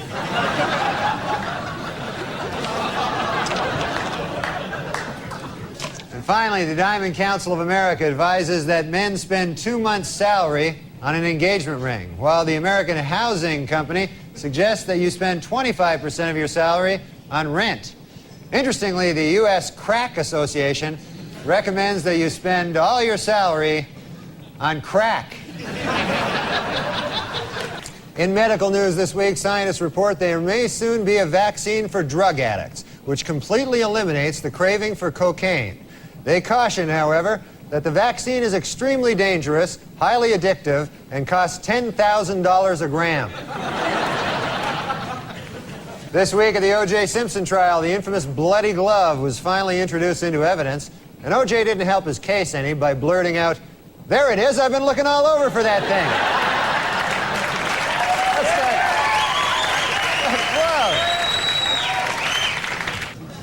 In a bid to boost low attendance, officials at the New Jersey State Aquarium have announced plans for a $4 million facelift. In addition, flashing neon signs will be placed outside the aquarium, stating that the fish are, quote, all nude all the time. Julia Roberts told reporters this week that her marriage to Lyle Lovett has been over for some time. The key moment, she said, came when she realized that she was Julia Roberts and that she was married to Lyle Lovett.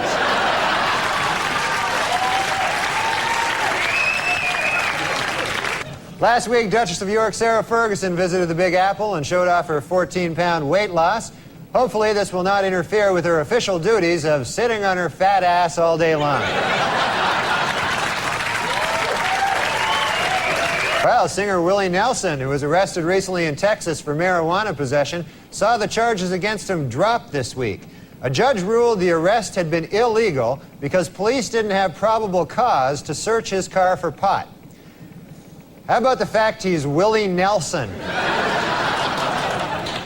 Well, the magazine POV came out this week with a list of the best and worst jobs to have in the next century. Their three best were, in this order, multimedia software designer, management consultant, and interactive advertising executive. While their worst, for the third year in a row, crack whore. Dismissed Simpson juror Jeanette Harris revealed in interviews this week that the jury is torn by dissension and is already divided into two camps, those who think he is guilty and those who are really, really stupid.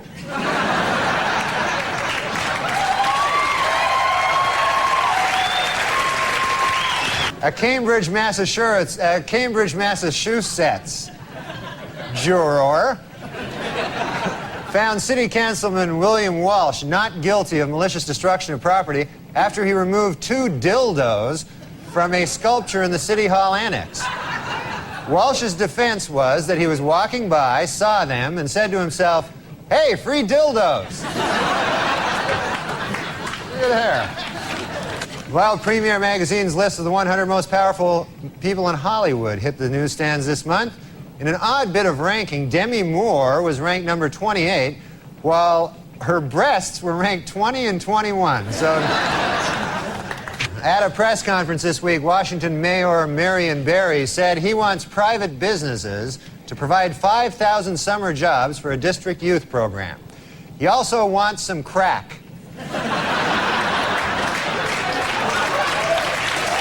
At Virginia Commonwealth University, a professor is being sued following revelations that he spanked one of his students. It was the students' parents who first became suspicious when they asked, "What kind of marks are you getting?"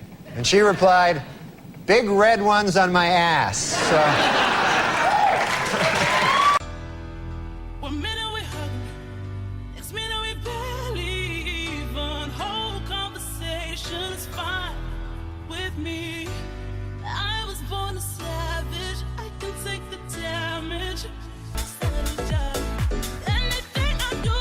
for the 5th year in a row, People magazine has named John F. Kennedy Jr. one of its 50 most beautiful people. Meanwhile,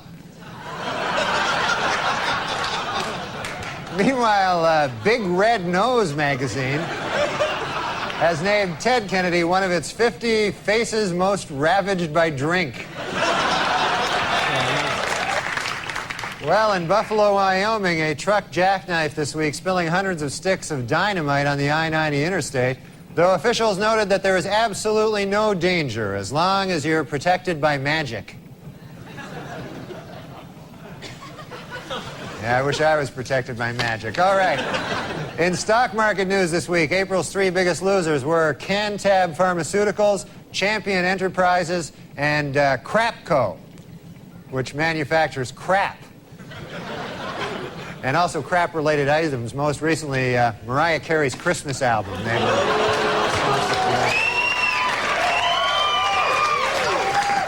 Due to expected cutbacks in funding for PBS's The Frugal Gourmet, has announced that he'll be changing his name to The Cheap Bastard.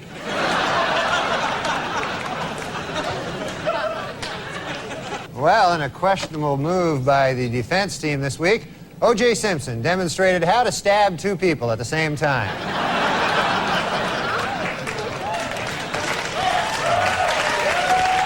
Well, Gary Busey left the hospital this week after overdosing on cocaine last Friday. Doctors say Busey is okay and he should be back in the hospital in no time. Last Friday in Washington, D.C., the city's elementary school students pledged to stay drug-free as a gift to their moms on Mother's Day. Meanwhile, D.C. Mayor Marion Barry got his mom a great big box of chocolates. The Walt Disney Company has announced plans to build a $300 million hotel and entertainment complex in New York's Times Square. Construction begins next spring on their first attraction, Crack Horrors of the Caribbean.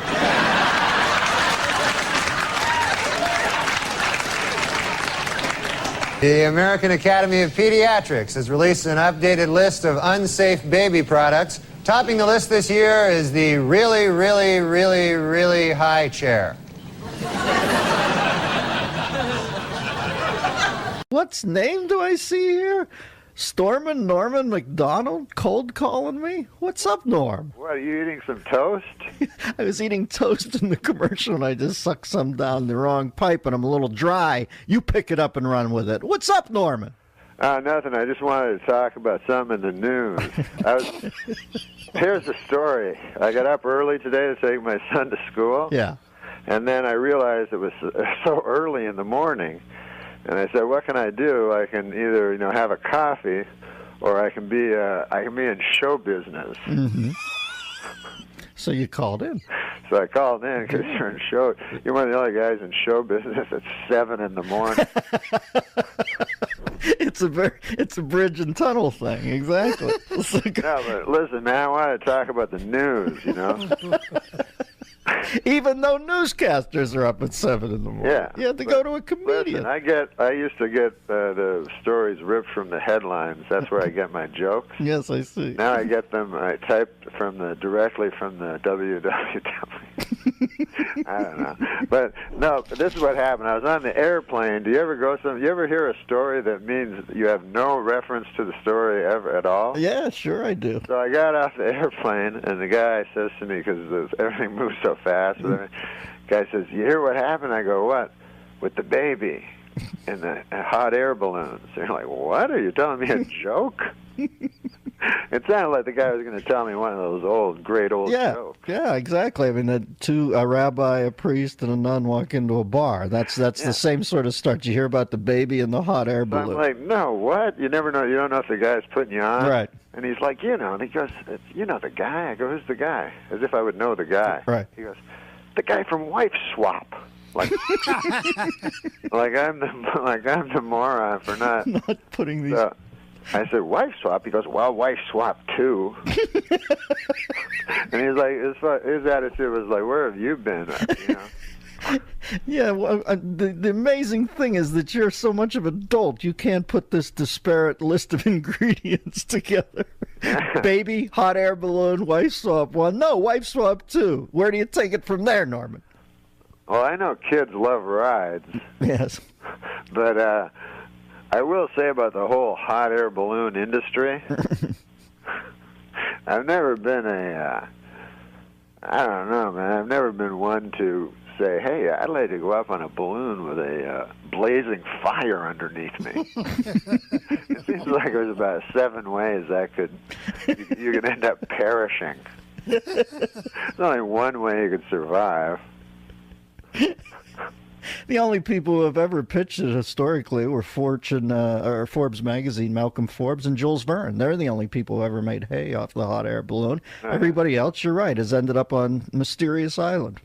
Don't you think Malcolm Forbes is like, hey, man, maybe if I go up on this hot air balloon all the time, people will think of me as a hot air balloon guy and not a secret fruit. Well, everybody has their motives. I think you might have laser locked on us.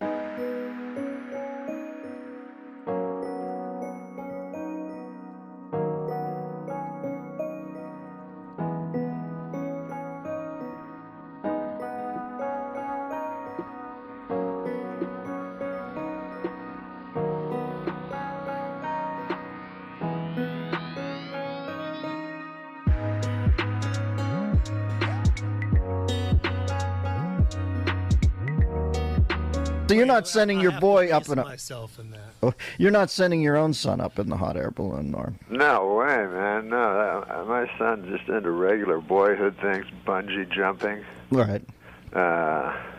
Indelible paintball. Yeah, he likes to cut himself because he says it makes him feel something. I'm like, what's wrong with feeling nothing like everybody else? Norman, it's good to hear your voice, buddy. What do you got coming up? Anything? Oh man, I'm going to be at the what? All those names, you know? Well, get them to Christian. I'll read them, man. I hate to make you do your biz, but I'll do it after the break. I got to take one now. Thank you for cold calling us, baby. I appreciate that. The great Norm MacDonald. Why doesn't he just feel nothing like the rest of them? The news, I mean, some of the news I understand, you know, like, but that news isn't real news, you know what I mean? It's just odd, crazy, like Tiger Woods, who's still in it, you know, in this tournament, which is depressing for me because I like Tiger and stuff. And then, you know, Tiger victimized himself, first of all, his family, but and all these women and everything. But he also victimized the golf fan, me. You know what I mean? The guy, I believed in him and I trusted him, and so it was kind of sad for me because I don't care if a guy wants to lie down with ladies and stuff like that. You know, I understand that's a thing guys like to do, but I don't like hypocrisy. You understand what I'm saying? I don't like a hypocrite. And to me, Tiger, when I was watching him, he always presented himself to me as a golfer. You know? I always thought he was a great golfer. I watched him my whole, life. And he'd be in the sand hitting it out, and then the golf ball would come real close, you know what I mean, to the hole. And then he'd put it in and go like that and everything. So I was all happy. I go, man, that guy's a golfer. People would ask me, who's Tiger Woods? I go, he's a golfer. Right? Now, I had no idea he was leading this double life where by day he was a golfer and by night he was laying down with ladies.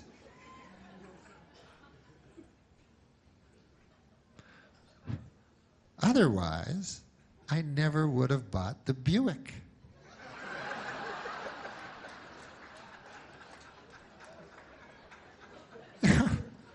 Now I'm driving around a Buick. People snickering at me and stuff, you know?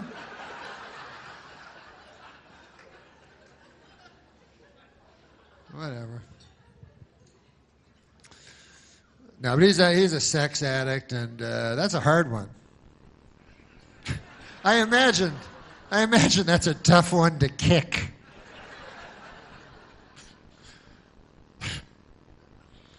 Wouldn't that be the worst? Like those meetings, like a sexaholic. What if they have those meetings? What do they call them? They always say aholic. It only really works with alcohol. Like sex, AA, yeah, for sex. That would be a weird. I don't know how that would go. But you know, if you haven't had sex for like a year or something, and then you don't want to hear about some guy's relapse. You know, guy's like, I've been weak. Oh no, you don't have to tell us. I met her in a bar. She was gorgeous. Please. You have to hug the guy. That's too bad. Oh, that's terrible. Well, we all, whatever.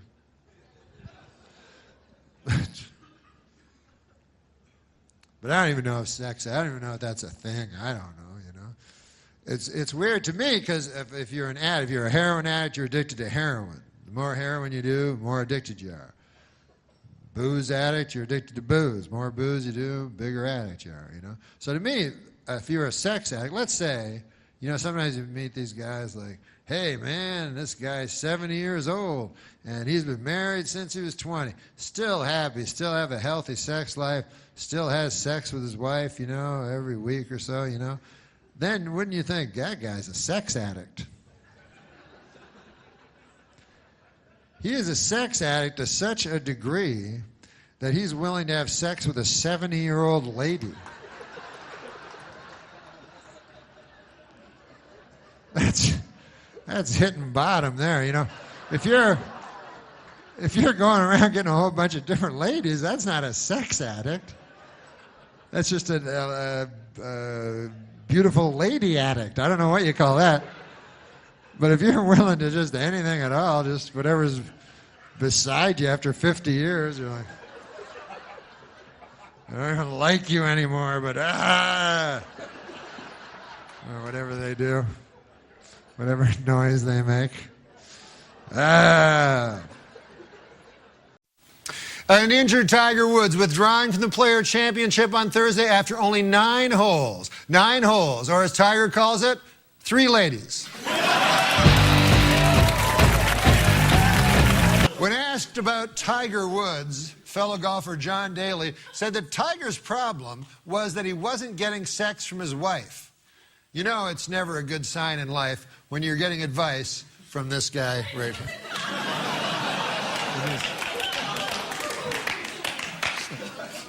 Not exactly Dear A.B.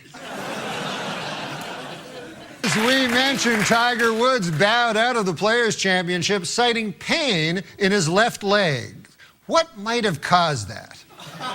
For the answer, let's go to sports show correspondent, the late Burgess Meredith. Women weaken legs.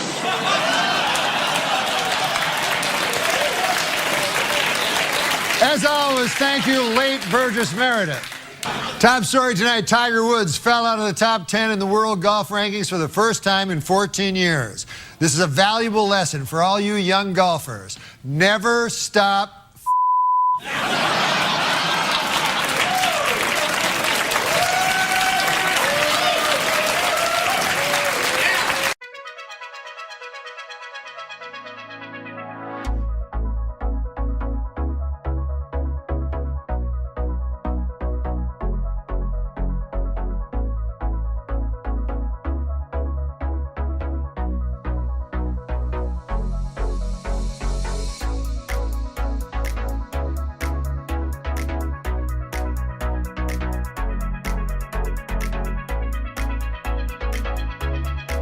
And finally, Tiger Woods, a whoremonger no more.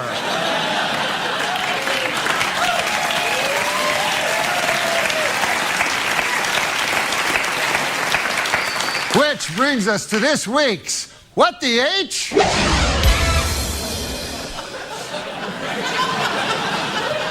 What the H is going on with Tiger Woods?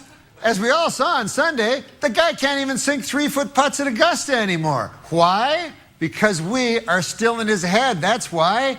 When I first heard about the scandal, like everybody else, I was shocked. You know, I was like, hey, wait a minute. Are you telling me that Tiger Woods, the $6 billion man, the greatest athlete in the world, the super handsome, charismatic guy, you're telling me that that guy likes to lie down with ladies? I don't buy it. I don't buy it for a minute. Then, when it was proved true, I got all self-righteous. I was like, I don't like hypocrites. He's a public figure, and that's not how he presented himself in public. He always presented himself in public as a golfer. I didn't know he was leading some kind of double life where he golfed by day and then laid down with ladies by night. If I'd known that, I never would have bought the Buick. Now I'm driving around in my Buick with everybody snickering at me. And listen, how naive was I? You know, what did I think Tiger's life was? You know, was he like, hey, I've won 4 straight majors. What should I do now? I know. I'll go back to my hotel room all by myself.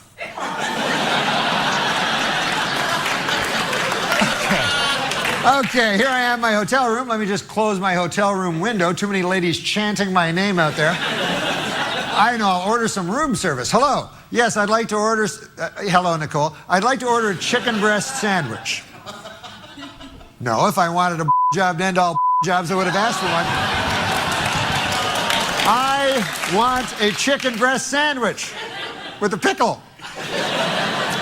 So anyways, Tiger has admitted that he is a sex addict, but what is a sex addict? Now, take my Uncle Bert, for example.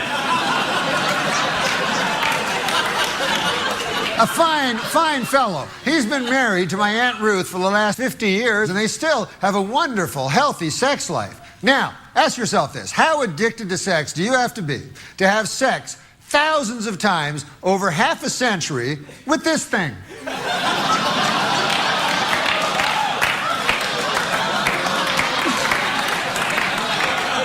If you're looking for a sex addict, I'll give you a sex addict. Uncle Bert.